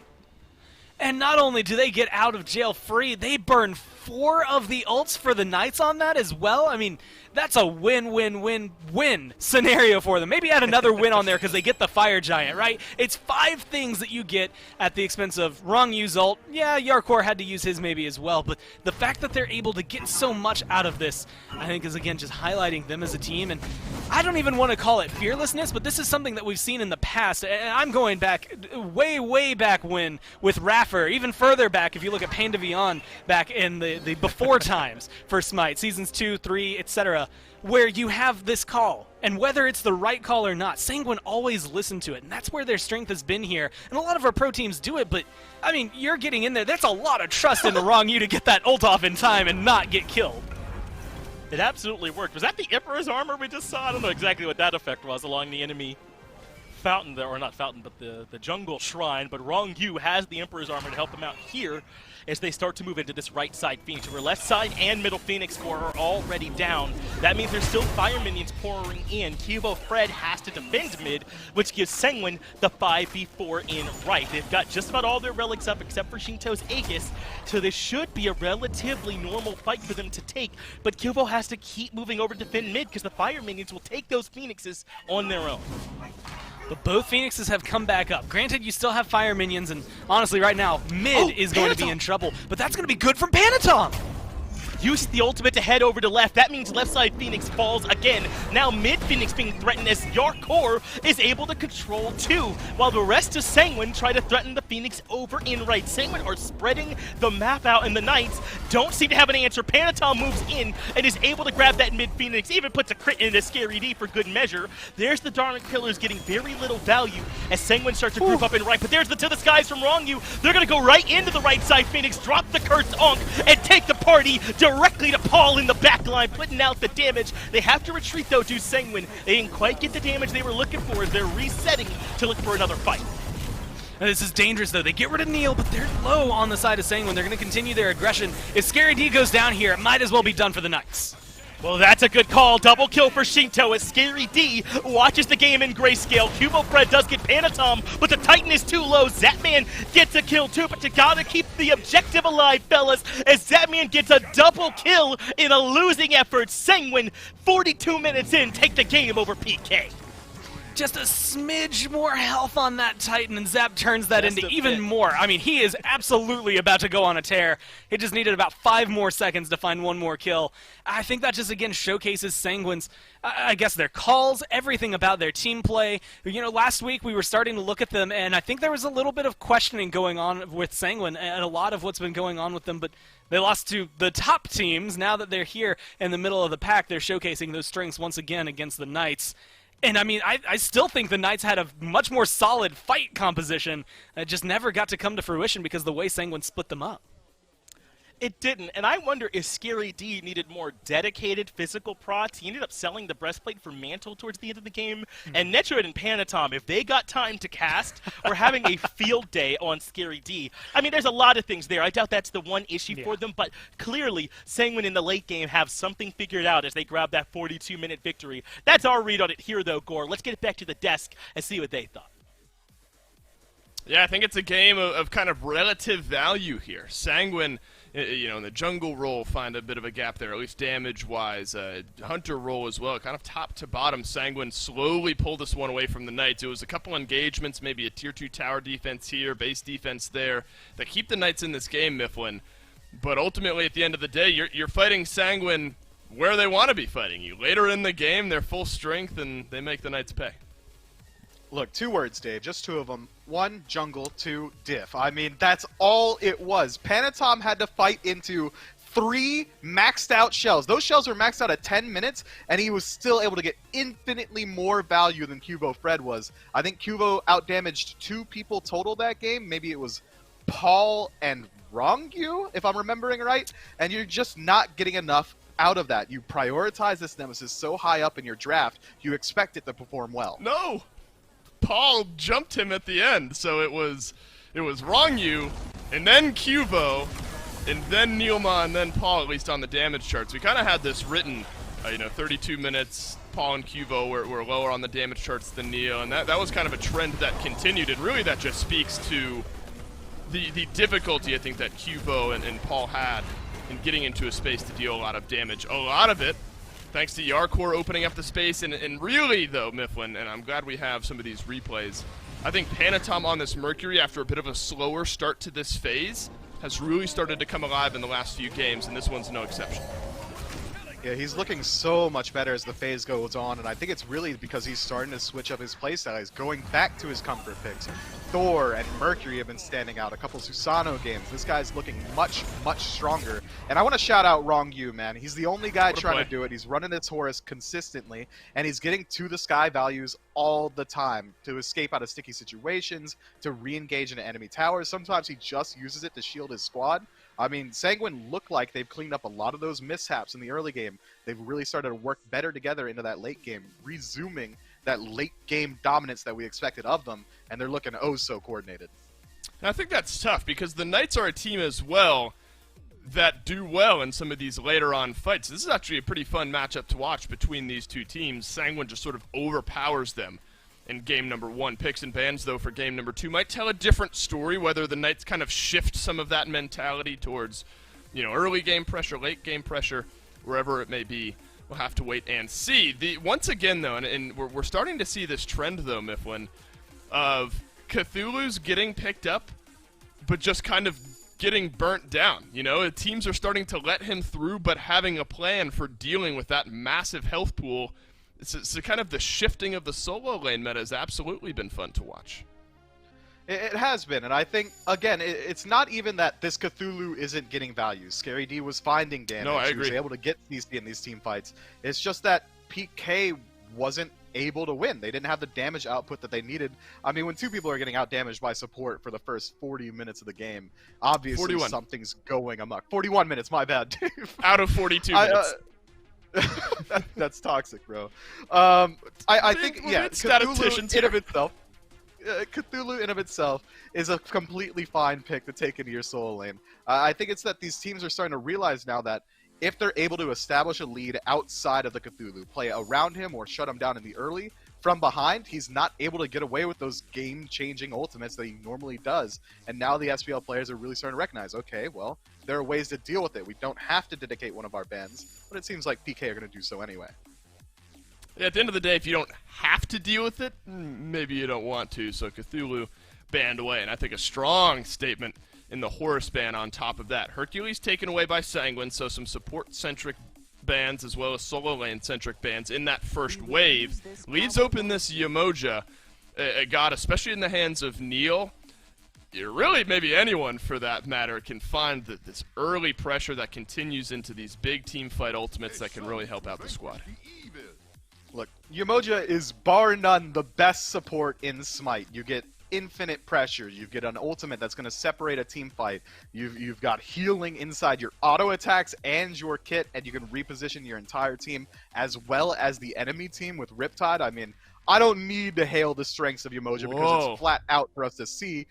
Dave, we might get to see it, man. Ola Run and Freya locked in. Likely Ola Run mid. It's going to be a slow start for Sanguine, but if they do get started up, it won't be easy to stop them. And even if they don't get started up, right? I mean, we've seen these two picks flourish after they get like Hecate online. That has slowed down, to your credit, a lot of it through picks and bans. It has slowed down, but if Sanguine are able to play this game of, all right, we'll hopefully stay in things early again, hopefully build that lead, but these later 30-plus minute fights, I just don't know how you out-damage an Olarun and a Freya. A Jingwei is maybe one way to do it. Deleting the health bar with the Hebo on the other side. You can't underestimate, I don't think, Mifflin, what the Knights have drafted either. I think this Hebo pick is the best pick they could have taken into these two on the side of Sanguine. I mean, nothing's quite as good as a knock-up into a Hebo ult to shut down the raw damage potential that Sanguine has. So you gotta address it early. Valkyrie's Discretion is essentially a Beads and Aegis, and technically a Slight Heavenly. I mean, she's going to be dealing tons of damage from the sky, untargetable. Sanctified Field's one of the best space-controlling ultimates in the game, and the only way to address it is to kill it before it comes down. But Sanguine matching these picks, or flanking it rather, with this Mulan is going to make up for a lot of that early game pressure, and it is very likely that we see this Mulan over in the support role. Yeah, Sanguine have built themselves a pretty decent start to a good team fighting comp, and somehow an understatement with just 3 locked in. Mulan can follow up some good damage. I'm glad you bring up the support Mulan. It's something we've seen Wrong You do before, so would not be surprised to see him do it again. Or 10th rather, in final ban about to get locked in here for the Knights. Support-centric from the Knights continue, so they're maybe not so sure whether, actually it was Yarkor, excuse me, on Xing Qin in game 1, so take that one away from the solo lane. Cerberus, a little bit of a flex there as well. So actually I think pretty smart from the Knights to take those gods away from whatever role they may fall into, and then jungle-centric from Sanguine with their second wave. And then Panatom is going to reprise the That's right, Thor's signature open. Thor pick, man. That's so smart from him. It's going to make up again for that lack of pressure. Now they've got a very high pressure pick inside of Mulan, Thor as well, to help just ease them into that mid-game phase, which is really where magical ADCs start to flourish. I love this pick. Panatom has really shifted himself away from, I don't want to play Nemesis anymore. I don't want to play these auto-attack assassins. I want to play what I'm good at. And he's certainly good at Thor. I mean, earlier this week he had a 4-man dunk, and I expect to see similar level of play. Yeah, he's not bad, is he, in the jungle there for Sanguine. Pele, so interesting here for Cubo Fred, who had a by and large difficult time finding the damage in game number 1. Couldn't find that consistent path into those fights. Do you think Pele kind of smooths over some of that? Is that a pick you think that can maybe build on a somewhat poor performance in game 1? I do. Pele's a very flowchart jungler. You're going to pop your 3, walk up, use your 2, followed up with a 1. If they survive that, use your 1 again. If they survive that, use your ultimate. It's going to be much easier for Cubo to find impactful damage in these team fights, especially considering he's going to have a huge cone auto attack after the tail end of that ultimate. I mean, you look at what Sanguine have drafted here. It is, I'm going to run at you, whether it's Vamana, Thor is going to land on you, Mulan is going to ult into you, Olorun is going to make them do that faster and make you run away slower. Team fighting and kind of chase down through and through here for Sanguine. Is there kind of an identity that you're gathering, though, from the opposite side? Do the Knights have a play style that you think comes to mind? The Knights are looking to kill incredibly fast. Hebo's got to shut down Olorun or Freya, and if it trades out Hebo's life, you got your value. But then Pele is going to have to do the exact same to whichever one Hebo doesn't do it to. And then from there, the 3v3 Mulan, Thor, Vamana versus Yamoja, Jingwei, Achilles should favor out PK, but that's such a tall task to ask of him, man. I mean, shutting down a Freya on her own or shutting down an Olorun on their own is already so difficult. Sanguine's got such a strong draft here, man. I don't know what PK's got for him. I mean, you're talking about how Pele is kind of a flowchart god. It seems like the team fight for the Knights is a flowchart here. If killed Olorun, then we branch off over here. If Freya's still alive, then we got to move over here, do something different, whereas Sanguine sort of have, I'm going to run at you and try to kill you. If this one goes late, PK might have a tough time keeping up. We'll see if they can get there in game number 2. This is going to be an interesting one, Goremizer. Sanguine with the backline combo of Freya and Olorun, the Hekate abusers themselves. But I wonder if they're going to be a bit AoE light here, Gore, because Pittsburgh Knights do have the tools, I think, to blow up those backliners pretty consistently and then punish them. How do you see this game ending up shaking out? Man, I love the way Mifflin highlighted it, where it is, Paul, Cuvo, can you get these trades that you need?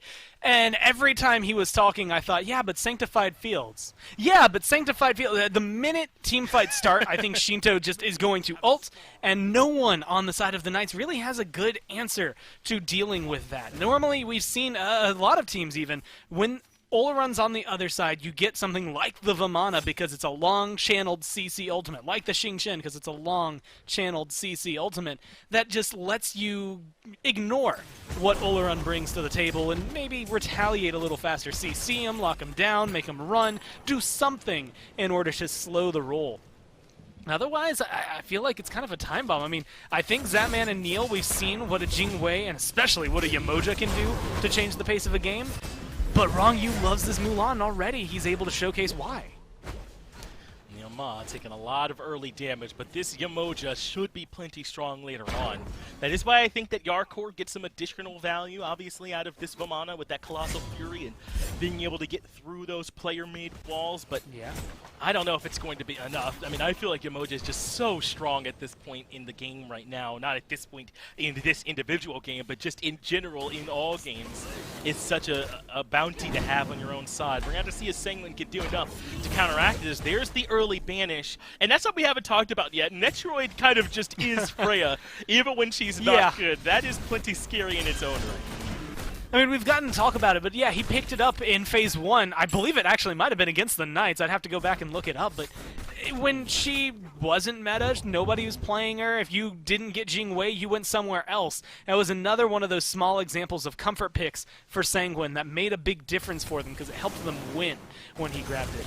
Now you're looking at those first items that are coming online for Sanguine. When those rings of Hecate are finished, then all of a sudden there's a huge power spike. Metroid starts being able to engage in more 1v1s, although it will be more difficult. He definitely wants a couple more rings online, but that power is going to be enough to thwart people from attacking him and isolating him, which for Pele, for Cuvo here, for Paul in the late game, that's just bad news. Mifflin said it on the desk, but trying to get rid of Metroid or Shinto, ideally both, in a team fight is going to be hard because of how easily they can fight back in those scenarios.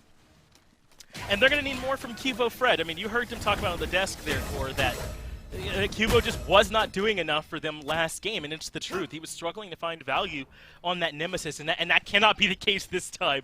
You know, if this backline of Overrun and Freya is allowed to recast, then you might as well leave the game now. They're going to need Cuvo and Paul to do an excellent job of making sure that Shinto and Metroid are struggling to get their damage off a lot, because again, it's not going to be AoE from them all the time. They're going to need to be able to chew through individual target after individual target, I'm thinking, in order for this to work. I will give a little bit of credit, though. The Knights team fight, it's going to be hard, right? But when it comes to like burning down towers, I think that it's going to be a little easier for them. Unfortunately, not every objective comes that way. I think having the Jing Wei will open up more conversations around that. But for Gold Furies, for Fire Giants, again, it goes back to the Olaran Freya. They're just going to be hitting so hard to them that it's not going to make a big difference. I think their Tower Siege, their Phoenix Siege might lack a little bit towards the late game on Sanguine. But honestly, it doesn't matter if they're killing the Phoenix a little slower if they're killing you incredibly fast. They just translate where that time is spent. Right, it's a question of this is the kind of composition where we're expecting to win fights cleanly, not have big contested, structure battles like we've seen in some other instances. Is Rongyu working to get his abilities leveled up as quick as possible. Cubo Fred showing some presence, but there's the Banish popping up, and I'm telling you guys, this is part of the strength for Freya. I know her damage is high, but Banish, it's just absurd that she gets that level of control. Yeah, Banish, honestly, I feel like if you could, tweak a little bit of the attack speed she's getting on items and tweak the Banish to gone, then maybe it's a little easier to kill her. But, I mean, that's like the perfect example. You come over, you've got 2 levels on top of Metroid, and he says, okay, cool, get out of here for a little while. Nothing Rongyu does, or I'm sorry, what Neil does to try and follow it up, or anything Zap could have done to try and follow that up, is going to make up for your one player that has the ult being just taken out of the game for a little bit. It's just so good. I love Banishes. It's strong, man. It's just a powerful ability that Metroid has at his disposal with this Freya. Now, that was, a bit of a tough gank either way. Sanguine were pretty close to their tower line, and Cubo Fred was trying to force it a bit. He knows that there's this extra onus on the Knights to get going quickly before Shinto and Metroid really get all their items finished. Obviously, Hecate, Typhon's Fang, and Lifesteal Boots gonna be the order of the day, I'm thinking here, likely for both of these backliners. But still, I think Cubo Fred has the right mentality. He can't always wait for perfect opportunities. He's got to try to make some things happen. As Panatom is the one taken to the sky. Anvil of Dawn dunks down on the Scary D, and there is your first blood for Game 2. It's Sanguine getting on the board. And Panatom, at this point, you could have looked at every play Panatom's made on Thor all year, and he just did the checklist that you do as Thor, right? He didn't do anything special. He just said, cool, I've got stun, let's get a kill. And now it's opened up this proposition for the team to be able to get aggressive. Unfortunately, he doesn't have that same ability. Now Yamoja Walls may be coming into the equation. We're starting to see the strength of Yamoja, but they just didn't have enough. But maybe Cubo Fred can close the gap. He's not able to get there, and somehow Rongyu, I assume, thinking as Lucky Stars or someone, that is able to make it out of there safely. Not going to be able to get away with that lazy back under the tier 1, though, as he backs up a bit more. But Sanguine able to make it through so far the first 6 minutes of the game pretty comfortably, and it only gets better for them from here, right, in terms of how strong they are. I have been sold on Panatom, not only on Thor, based on what we've seen, but him being able to link up with Rongyu in terms of their aggression. I mean, look at this! Forcing out the beads and the shell. there from the Pittsburgh Knights. See the shell and the beads on cooldown. That's huge. It is a little bit of Paul maybe not respecting that damage. Now Neomar being brought back into the sanctified field, rolling out the orange carpet, guarantees the kill for Sanguine as they make it 2-0. And that brings us back to conversation number one. How do you stop Olaron? And a lot of it, I kind of looked back at those gods. Again, you look at a Xingqian, you look at Vamana, who I think does it the best, but you don't really have the, hey, I'm CC immune, I'm just going to run at you. If your beads are not up, then you're not going to be able to do it. And if you're using them for sanctified fields, cool. Panatom can stun you, Wrong You can grapple you. No matter what, they have some sort of follow-up here. So I think Knights are going to be challenged here to find inventive ways of not getting CC'd throughout all of this. Honestly, something like a Magi's Cloak might be best for them later just to stop some of the potential, but the two people you're going to buy it on aren't necessarily the ones that need it the most. So Paul and Zapman are going to have to be very cautious and careful in the backline, or else I could just see Sanguine bopping them before a fight even starts. And Gore, I want to make sure, I don't think the Knights need to be roasted for the picks and bans phase. I think in most cases, when Freya and Olaron are up, you expect the enemy team to take one and you get the other one on the backswing. That is sort of the understood way that you go about it as first pick. We get Yamoja and whichever one you don't pick between Freya and Olaron, but Sanguine kind of flipped the script. They're like, fine, we'll take them both and just put Olaron in the mid lane for Shinto. Good luck dealing with it. And in a normal world, I think you get to see, I guess maybe the precedent set here. Wrong You gets the respect ban, right, on the Horus, which is something that's already outlandish. But Yamoja, so heavily valued here that they give up both. I wonder if they were thinking there's no way Sanguine grab Olaron Freya. Maybe they were trying to hedge their bets, thinking they would only grab the Freya or only grab the Olaron. We'd get the other one. We could make it work. But there's something in the rest of their composition that the Knights have to believe in terms of their late-game fight or their ability to counter Metroid and Shinto. Maybe their gameplay, and this might not be the best route, but ignore them, kill everyone else, then you only have these two mage carries left, and they can do a lot of damage, but they can't protect themselves that easily outside of Vanish and Sanctified Fields. Maybe they can protect themselves pretty easily at that. Also, Olaron has protections, by the way. They're just hard to kill, so maybe they're worried about something else in this game. A lot of what we got to see in Game 1 was the focus around the objectives, right? Knights were able to make it go the distance without getting a lot of kills. I think they had, 3 at the end of the game? They were able to find a lot in terms of pressure on towers and pressure on Phoenixes. I wouldn't be surprised if they just tried to go the same route. Panatom back again. There's the hammer. Freehand saving the wall for the back end of that ultimate from Scary D. I love the way Panatom's playing, and now they got the Anvil of Dawn to basically guarantee this kill. To basically guarantee the kill. There it is. is. In the end. Way harder than it should have been, obviously, but they get the kill. And now, here's the Knights trying to capitalize on Panatom's presence in right. Using the River's Rebuke to keep Wrong You locked down. He's stuck in the back of that ultimate, and Zapman is the one that gets the first kill for the Pittsburgh Knights, courtesy of Neomar. And the crushing wave from Paul means that Shinto has to take a seat as well. Good answer back from the Knights on the left-hand side of the map. And this is where they're going to be able to showcase that strength, but Panatom has something different in mind. Unfortunately, bites off more than he can chew. Now Metroid running from Cuvo Fred, no mana, no HP, and ends up dying to camps. That's a great answer back from the Knights. They really needed some of this pressure on the left-hand side of the map, and this is what can happen if you overcommit in the solo. And this is also where I think the pressure for the Knights needs to be mounting, right? I mean, you win this early game before you can get a good attack speed on the Freya, before you can get those secondary items onto the Olaron, before they hit those huge power spikes that everybody knows turns them into these late-game monsters, and then they can't do it as easily. Yes, you're just delaying the inevitable at that point. We've seen Freya 3 levels down still fight back because of some of the items that she can get. But at the same time, if you make her wait until she's able to do that, you've delayed it 15 minutes into the game, 20 minutes into the game, then you're able to turn around and do what the Knights did last time, which was get all but one tower before Sanguine was able to start sieging any of them. If they can go ahead and clear that up now, I think they're going to be able to find a beautiful late game waiting for them. The problem is that window dwindles every amount of gold Sanguine get, and right now they still have a lead, so the Knights need to step it up. About to be more when they collect this Pyromancer. It doesn't look like the Knights recognize this is happening, either that or they don't like their chances defending it. There's the banish. Obviously, the Jing Wei can dash out of it, but she goes back up. Now able to use the airstrike to come back down towards Neil Ma, and Zapman able to make it out of there without having to use any relics. Neil still being aggressive, pushing forward. That's because Kivo, Fred, and Paul are working in the wings, but Sanguine get back underneath the tier 1 tower. They're nice and comfortable, should be safe, even with Kivo, Fred stripping away their purple. Every time I see a good Riptide, I'm brought back to Season 1, me fan watching and trying to make my Ymir walls better to emulate the pros, and now I'm thinking the same thing with Yamoja. Like Neil, as well as what we've seen out of the top teams, those Riptides make such a huge difference, and it blows my mind how well they place them. I mean, we just got to see it with Ghost, and even though it hasn't made like these huge, well, pardon the pun, but splashes so far, it's still something that is immensely amazing to me.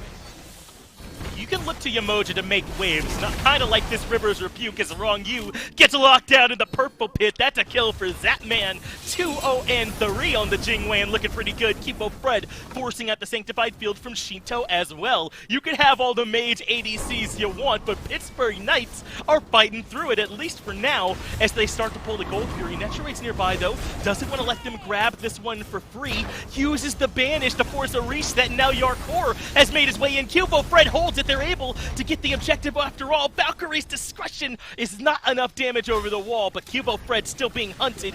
Good blink allows him to make the escape. And just barely going to be off the mark. That blink, good from Cubo to keep him alive. But I think showcasing where Sanguine's strength are going to be. You try to group up for an objective, Banish loves it when you all stand on top of each other. 1 to 2 people that can banish up, it could be great. Now Panatom's going up into the air. That's because they know they've got Paul dead to right, but crushing wave gets him away from the Anvil of Dawn. That is huge for Paul to be able to escape, and now Panatom is the one that's overcommitted. Zapman gets the kill credit there. Dashing forward, Zapman's nuts, but he's able to make it back out of there using the airstrike, but that leaves Scary D stuck on an island. Gets some help courtesy of Neil Mod using the Riptide to get him back under the tier 1, and how do the Knights navigate that team fight so perfectly they're able to make it out of there? It's so much, I'm flabbergasted. I don't know where to start. They did so much so well. I mean, Paul's ult being literally perfectly timed in order to avoid damage and the lockdown. Otherwise, he's dead. Zapman, again, good timing on his ult to make sure he gets out of there. And I just got done talking about how good Riptides are, but a well-placed one helps Scary D get out of there. Ult towards it, then dash away, or I guess with the help of it, get knocked up on out of there. And they don't really get to come out with a whole lot in terms of kills, but the fact that they got the Gold Fury and they survived that onslaught from Sanguine, forcing them to make uncomfortable decisions, showcases that the Knights have this grip on the early game. And again, I'm just keeping my fingers crossed they can keep this pace up. Every time I mention how good they are and how well they're playing, I look at the gold, still in favor of Sanguine. I look at the items, and I see how much closer Netroid is to getting online.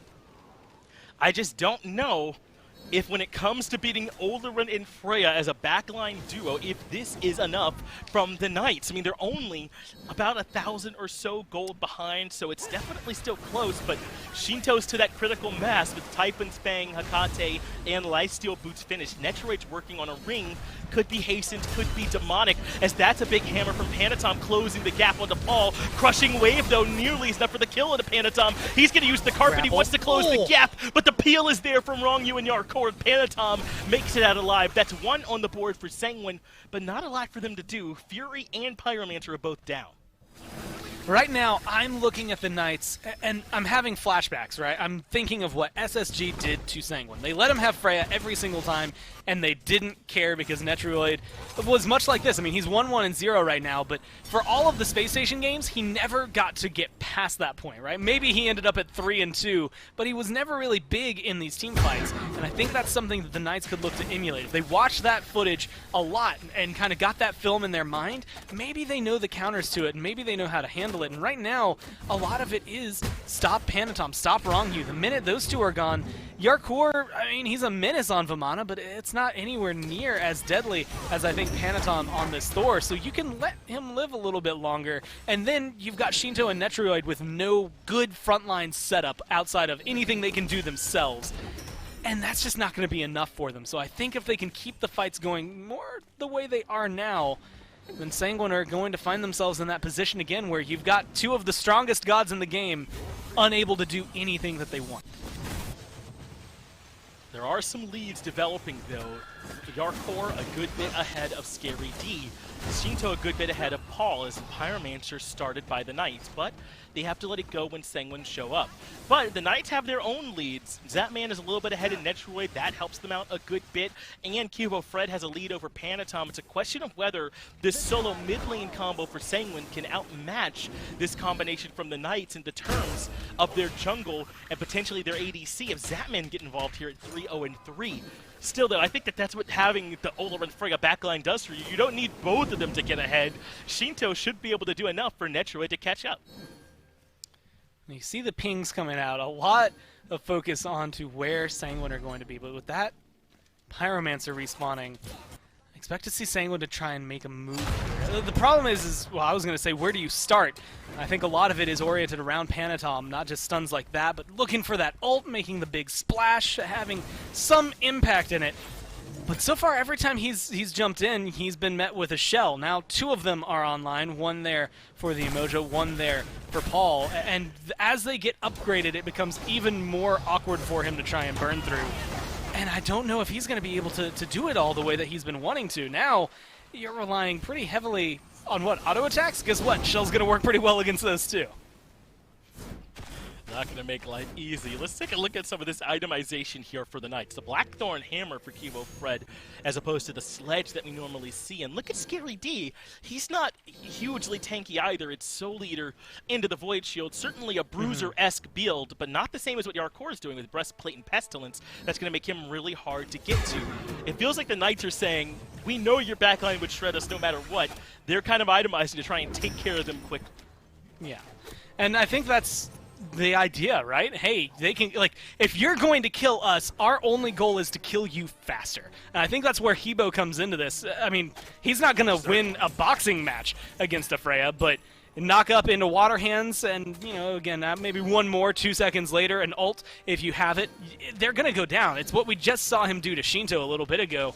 This draft does feel like it falls into the category of kill you faster than we can die, and then we'll see what we can do afterward. You've got Yamoja, so the healing is going to be solid. If the Knights can just survive a fight, then they can still pick up the scraps afterward. Sanguine maybe don't have the same thing. I mean, yes, you have some healing for Wrong Yu, but it's only for himself. It's not going to keep the team going. They've got the Fury, though, very low, and this is Oni Fury. We know Sanguine love to play around this. Neil Ma is going to use that Rivers of View, but it's a two-man vanish coming out from Metroid. That allows for Sanguine to regroup up to the sky with Panatom, waiting on a dunk target. He finds three in the backline. Paul falls first. Neil Ma is right there behind him in the Sanctified Field. Has Scary D as well. Disaster has struck for the Pittsburgh Knights as Sanguine get a 3-for-0 plus the Oni Fury. Yeah, I'm having flashbacks now to Sanctified Fields. It's going to cause nightmares at this point. I think a lot of people should be worried. Part of the reason we saw Olaron valued over Freya in the times they were both open were because of this ult. It's so much more impactful. Now you've got Olaron not only being able to fly that, but hey, you're already slow. I don't even know if Metroid needs a hasten ring because there's no way you're escaping him. Those are the beads out from Zapman. Fire Giant well below half at this point, but Zap stuck between three. Uses the dash to reposition, but Sanguine get the Fire Giant. Now it's Cubo Fred's turn, but a good teleport to Hammer gets Panatom out of there. And look how healthy Metroid and Shinto are, surging forward and pushing the Knights out. No more kills will come the way of Sanguine, but they're in control of the Fire Giant. They're up 4,000 gold, and they're the ones ready to push. Panatom and Wrong Yu willing to be aggressive with their team, even though their health bars were like 1 to 2 tap away from getting killed. Yeah. Again, showcases some trust that Sanguine have that it's just hard to come by, I think, in a lot of moments that you're playing. And the willingness to, I guess, maybe even sacrifice for the greater good, right? If I die as Panatom, but it gets Shinto 2 kills or hit level 20 here while he's got 3 levels on top of Paul, that seems worthwhile, and that's where I think a lot of this discrepancy is coming from. Yeah, the gold is starting to play a role into it, and now with like Toxic Blade, the Pestilence, with the Brawlers, the healing's going to get taken away. But I really do think it's the fact that Paul, unfortunately, has been left to the wayside in terms of experience, and he can't do as much as he wants. But you see how nervous Paul has to play when he doesn't have the beads or the shell. Panatom wasn't even close to being on the mark really with the ultimate, but Paul had to use the ultimate in order to reposition. Panatom dips as soon as he sees it and gets right on out of there. Doesn't want to stick around. Now Sanguine grouped up in the long lane, pushing down this tier 2. You highlighted earlier, this could be a weakness for the Sanguine roster, their ability to burn down these structures. But with this Olorun making his way in, they should be able to get him a lot more clean. That's Metroid, great at killing gods, not so much at the towers, but we'll have to see, again, like you said, with the Shinto over here, how much that's going to make a big difference. The other thing they have is maybe trying to play around that pulse cooldown. Hasten Ring's online here for Metroid, but the minute he uses that, that's a window where there's no range for this Freya, so maybe you can find something. Unfortunately for someone like Cuvo, who's maybe best equipped to get back there, he's going to have to be in the melee range. He's still going to have to deal with that damage. And unfortunately for all of the Knights, it's on a fast enough cooldown that at any given moment you can see it come through. And that whoop is just set up. There's the banish, but look how low Metroid is. Things don't go his way at all in that team fight. Rivers of Buke has all of Sanguine locked down, but the Sanctified Field is even better. Pittsburgh Knights can't even step forward as they're all slowed. There's Fred making his way to the back line. He does get Shinto, but it's Metroid that gets the return kill. Sanguine making it 2-for-1, but can they get rid of the left side Phoenix without that help from Shinto? There's the grapple onto Scary D. Paul has been hit by the banish. The hammer's there to follow up, but he lives through it all, and maybe Zapman can make his way in from the side, but somehow Sanguine are still standing. Big knockup as everyone's low. Paul closes the gap with that crushing wave, but Panatom makes it out. Sanguine don't have the damage to push down the Phoenix. I mean, they're chasing him. That honestly saves the game, though. I think if Scary D dies in that moment, if Zapman and Paul aren't able to turn this around, then we're looking at Sanguine pushing down the Titan right now. This is well played from the Knights, even still to be this aggressive. You might only get Wrong U out of it, but at the end of the day, something is better than nothing. You save your Phoenix, you lose your mid-tier 2, it looks like, but you find yourself in a position to finally start sieging. And Sanguine are struggling on their Phoenix Siege here right now. I mean, that was a situation where I think it could have gone a lot better for them, but the Knights were able to defend even on the back of that banish. Metroid gets put low almost immediately. Fred does his job, gets back there towards Shinto and takes the Olorun out of the equation as well. Sanguine have got to find a way to get through these sieges cleaner, Gore. I mean, it's going to be difficult, Finch. At this point, again, maybe Shinto's the one who can come through, but Panatom has to dive too deep onto a Phoenix in order to make it work. Same thing for Yarkor. Netroid is Freya. Freya's strong suits don't come from her siege here. And it's something that if you don't have Fire Giant working for you, honestly, even if you have Fire Giant working for you, maybe it's not going to work out as well as you wanted. And now the Knights are feeling confident in themselves. It almost mirrors last game, though, and I'm wondering if it's going to be enough. Just because Sanguine couldn't crack the shell this time doesn't mean that they didn't learn anything from it. And I think they know going into the next fight, okay, Paul's going to be an issue. We really need to figure out a better way to deal with Neil. Yes, the Sanctified Fields countering out his ult was great, but that healing is a nuisance. Maybe we put too much damage into him and not enough focus elsewhere. So I'm excited to see Sanguine's shuffle, because they are so good at adapting based on a loss in the middle of a game and turning it around. That's what they did in Game 1. Yeah. And unfortunately for the Knights, I have a strong feeling that's what they're going to do here in Game 2. Sanguine, one of our best teams at this point in the game. Can they continue that trend here in game number 2? They've got a big problem, a difficult equation to try and solve in terms of how do they get past the Pittsburgh Knights. But this is what I was curious about. Will the Knights even come out to defend? Because I feel like Sanguine's comp is much stronger at this fight than they are on that Phoenix Siege, but the Pittsburgh Knights don't like giving up another Fire Giant. They force their way out. Rongu has to use his ultimate defensively as Panatom catches out Fred. Cubo not able to find really much of anything with the knock-up, and we get a full reset around the FG. They're going to opt just for the smaller Pyromancer, which is honestly the best call. You can try to bait the Knights in on this one, but you're going to get the objective no matter what. But Yarkor caught out. Yarkor does get knocked up, but locked in with the River's Rebuke. So he uses Colossal Fury, walks on through it. That's easy enough for the Vamana. Panatom so far losing the trade up against Cubo Fred. That makes a ton of sense. Hard to beat Pele in the 1v1, no matter who you are. And Panatom comes out worse for wear. Scary D keeps stepping forward. The Knights really are feeling confident. You said it, Gore, around the Goldfer, and I think you're right. This Knights team is not content to wait under Phoenixes. They want to take the fight to Sanguine. Well, now that Sanguine's back group 5v5, in a way, it might go different. Panatom still looking for that 1v1 in the jungle, but with that ult available for the Thor, I think this Anvil of Dawn coming crashing down, it's going to make the big play. He's looking to find a couple of them grouped, but the Knights have spread out and they're outside of his range at this point, so Panatom can't find anything. Anvil of Dawn largely wasted, so it looks like we'll meander back over towards the Fire Giant pit. Yarkor barely able to get away with that dash as the Fire Giant has been started up yet again, but the Knights are here. They see what's going on, and they're not going to let Sanguine do it for free. The Thorns forced out from Yarkor as Sanguine look for another retreat. I mean, Sanguine each come into this. If Yarkor finds those slows, maybe they feel a little more confident, but it feels like their damage, honestly, is lacking more than anything. They have so much potential for it, but it feels like they're piercing only gods at this point, and they can't do anything else.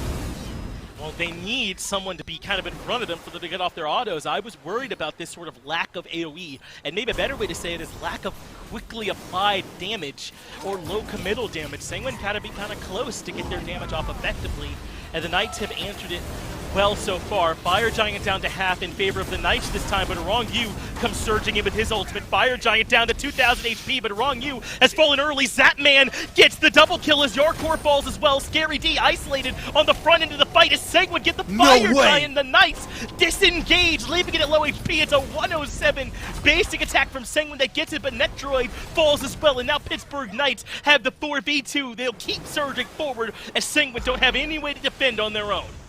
Well, they might have to get... No, they have to give up this tower. Not might. They're going to have to give up this one. They're probably going to have to lose the one in mid. But honestly, these two alone, I think is good enough for a Phoenix defense. And you have a lot that comes down from a Shinto, an Olaran, I should say, more than Shinto himself, being able to set up a lot of damage from the backline of a Phoenix safely. A lot of good setup here in favor of Panatom as well. Nothing that you can do about these towers, but I think it showcases almost what I said last game, where Sanguine are really good at taking objectives and fights. Unfortunately, that time around, they aren't able to win this fight. And I think that's more just the Knights being more sure of themselves and where they can apply their damage. I mean, Zapman's 6-0-6. No one is touching this Jingwei right now, and that's becoming a big issue here for Sanguine.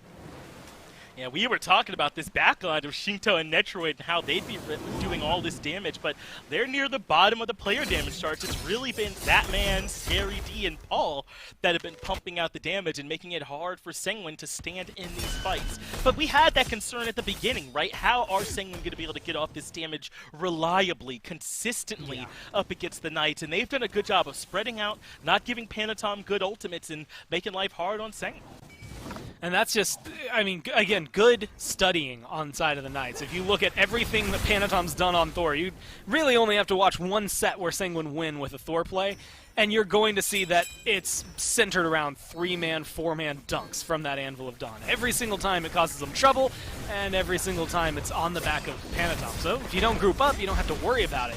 Now you have to worry about something else, and I think it really is the fact that Shinto managed to keep this Fire Giant. They're grouped up, they're willing to siege. Yeah, but look at where Cubo Fred is. They're trying to do the mid-Phoenix in response. They're not defending at all. Cubo Fred and Scary D are doing a kind of base race. It does mean they trade mid-Phoenix for mid-Phoenix, but look at Cubo Fred. They're going to try and just end the game while the rest of the Knights defend it, but Panatom has made it back. The Knights have to pull up on this trade-out plan, and maybe Sanguine are the team that can find the pincer now, because look at the pings coming out. They know exactly the pathing the Knights are taking, and they can try and collapse on them in the middle.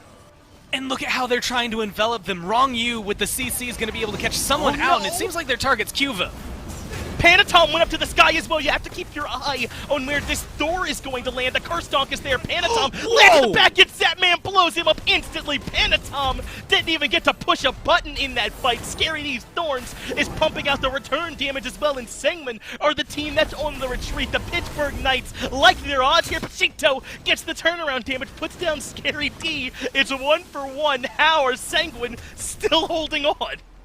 I mean, Metroid forced to ult. Everything seems to be down on the side of Sanguine, but Zapman does not care. 7-0-6, part of every single one of these kills, and he wants to keep on going.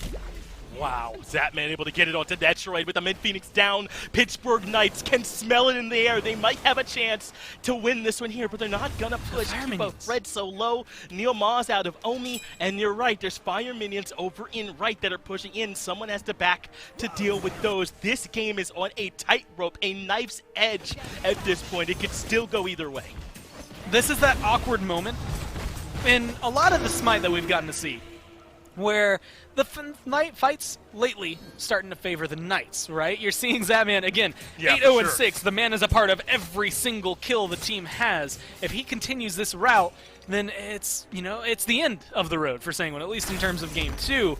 But the thing is where, like you said, teetering on the edge. It's a seesaw, perfectly balanced in the middle, where Zapman is kind of the only weight that's keeping the Knights fully balanced. If he is not in a fight, if he gets taken out immediately, I don't know that the Knights have enough after that in order to eliminate the rest of Sanguine.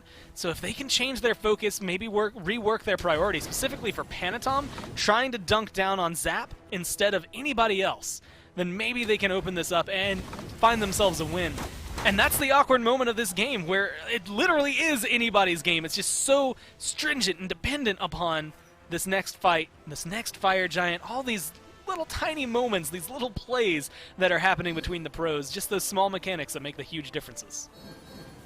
We'll keep our eyes on the Phantom usage for Sanguine. The River's Rebukes have been big for the Pittsburgh Knights so far. You know what else has been lacking? I don't know that this Mulan support has done enough to provide opportunities for Sanguine. They've got the Fire Giant down to half. The Knights make their way in, so the Fire Giant is unleashed for now. But now that the Knights are in, the Fire Giant's still low. Yarkor uses Thorns. He goes right for Zapman at the start of the fight and pushes him out. Metroid is low in the back, but they're able to deal with Cubo. Fred Wrong You provides the peel. Two-man wall stun from Panatom means the beads have to come out for Paul, and Scary D has been isolated. Sanguine forced the Knights to come in sloppily, secure the Fire Giant and the 2-for-0, and that might just be the game. I don't know if the Knights can defend with just 3.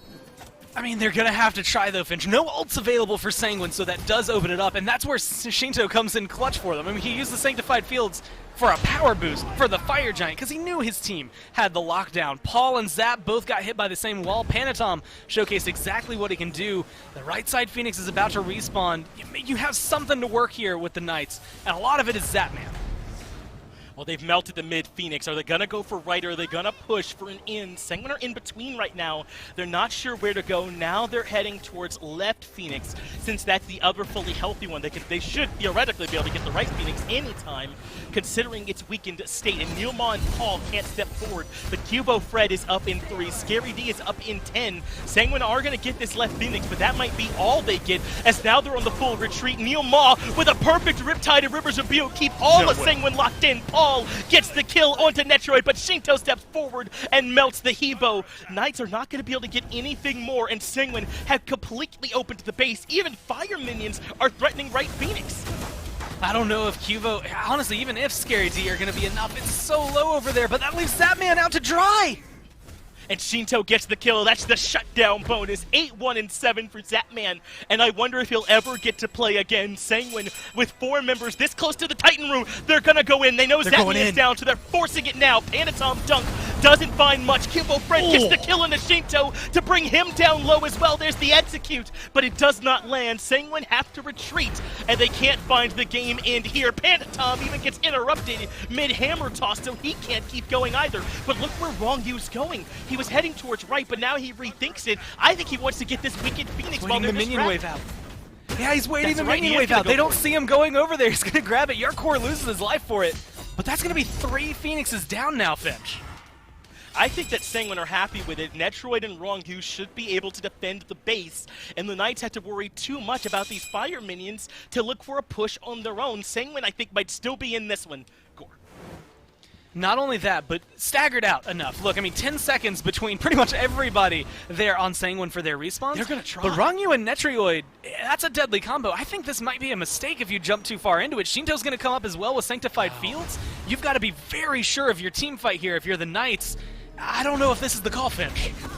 They're trying to force it in. Great work from Wrongu to get to Cubo Fred and make him low early. Metroid gets it with the Valkyrie's discretion, and Mulan support shows up at the end when they absolutely need it. That keeps the Knights out of their base and gives Sanguine a chance to respawn. And look at the fire minions. They're not going to get a chance to back now because Sanguine are going to push in. This might be Winions saving the game here for Sanguine. There's the Sanctified Field drop down. Metroid gets Neil Ma. Zapman's the one that backs, but the minions take it. Sanguine finds the 2-0 over the Pittsburgh Knights.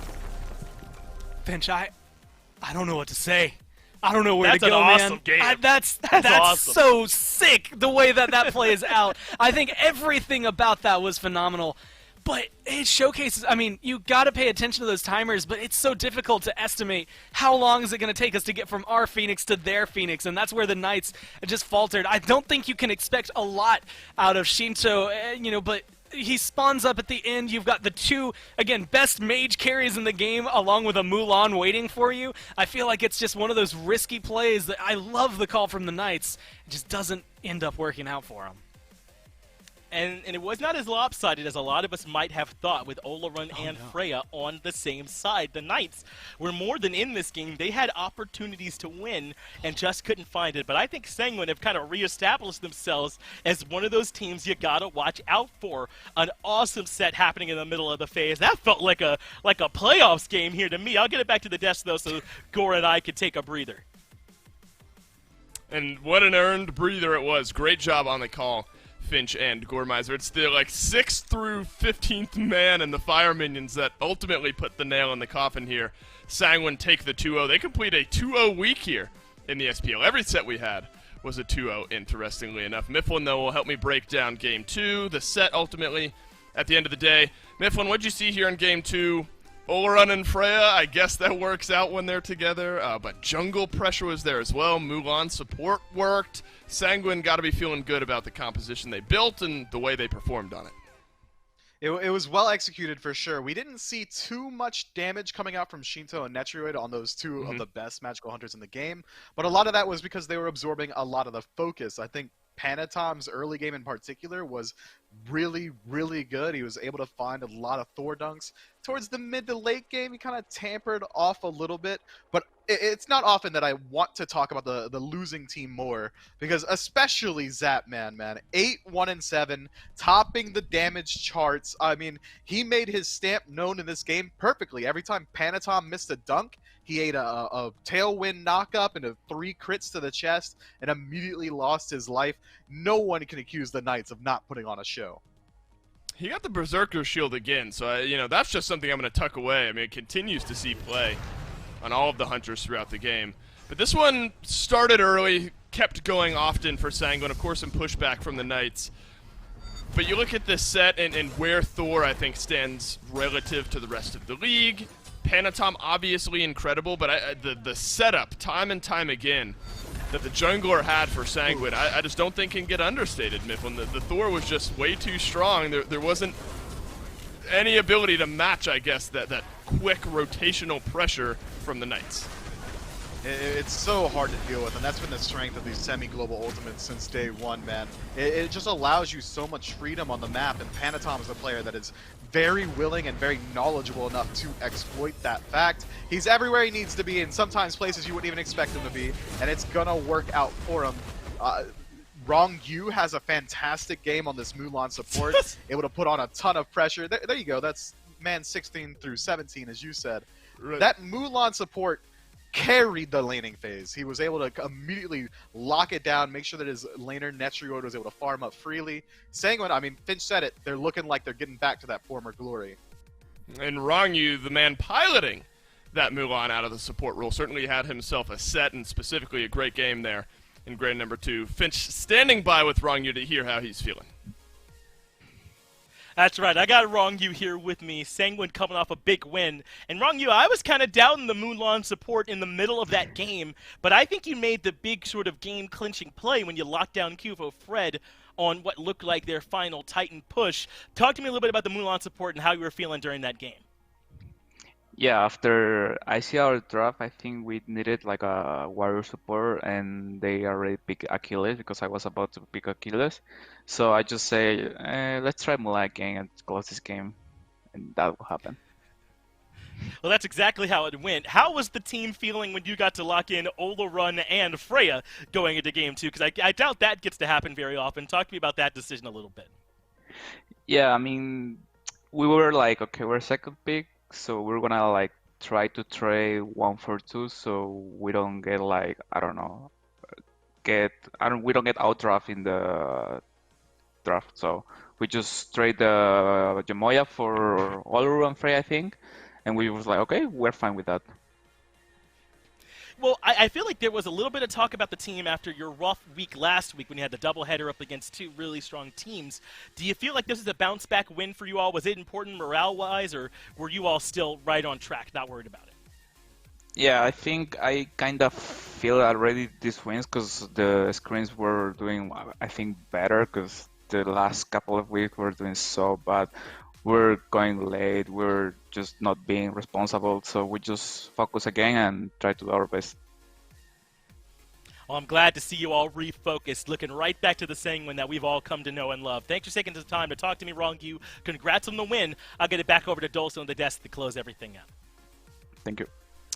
Thanks, Vincent Rongyu, for taking the time to sit down with us. That set closes out this week in the SPL, what was a 2-0 week across the board, top to bottom. Every single matchup we had was a 2-0 this week. Ghost Gaming started it off against the Knights with a 2-0. The Knights fall once more to round out the week with an 0-2. Lots of back and forth here this week, Mifflin. Standings somewhat unaffected as far as the 3 teams at the top. Ghost now firmly in first place, 5-0. SSG fall down to that 4-1 spot, but Sanguine starting to close that gap. And then you have the teams 5 through 8 still, sniffing out, hoping for that second or even first win to start to come out here. Any surprises, though, Mifflin, outside of maybe this week being all 0-2s? I was surprised, especially, and it's going to seem like recency bias, just today, SSG versus Ghost, I really thought it was going to be a much more hard-fought battle, but Game 1 ending in 22 minutes, man. I mean, if anyone needed convincing from Ghost, that should have been it. It was so absolutely dominant. Game 2, SSG get back to form a little bit. We're able to stick it in there. I'm worried about it, man. I'm worried about how well SSG is going to be able to recover from this loss. I'm worried about whether or not Radiance is going to be able to overtake Ghost at that top spot, whether or not Ghost is going to be able to maintain. I'm worried for my lower tier boys over in Bay. They're going to have to pick some things up. I'm worried about a lot of things, I guess is all there is to it. Well, you love all the teams. You're worried about half of them. You're happy about half of them. Here's what we got for week 4 in the SPL. E-United versus Obey. There you go, Miff. A chance for E-United and Obey to get a win in the old win column there. So a great matchup, great opportunity for both of those two. Radiance Renegades, so strong look at where Radiance maybe stand. And then Ghost Gaming tested again next week, Mifflin, up against Sanguine. They'll have Radiance then the week after, week 5, if I'm remembering things correctly. Renegades United PK Obey will round out the day on Sunday. Any matchups sort of jump out at you looking at week 4 schedule? I'm excited to see Space Station come up against Radiance just because those are the 2 teams that are vying for second place in not just the caster standings, but in the people's standings. Outside of Saturday, gotta take a peek over at Friday, seeing United come up against Obey. A lot of people have been saying Obey is clearly the worst team in the league, but they've got the exact same standings as United, so I think this will be a good one to figure out really how this thing's going to shake out. Very important matchup for both those teams to start off the week on this upcoming Friday. Then Saturday, all 4 top teams in action against one another. No matchups you want to miss here this weekend. Mifflin, thanks for breaking down set number 2 with me. Ladies and gentlemen at home, that does it for week 3 here in Phase 2 of Season 7 of the SPL. On behalf of myself, Mifflin, all the other casters, everyone back in production, thanks for watching, and we'll see you on Friday.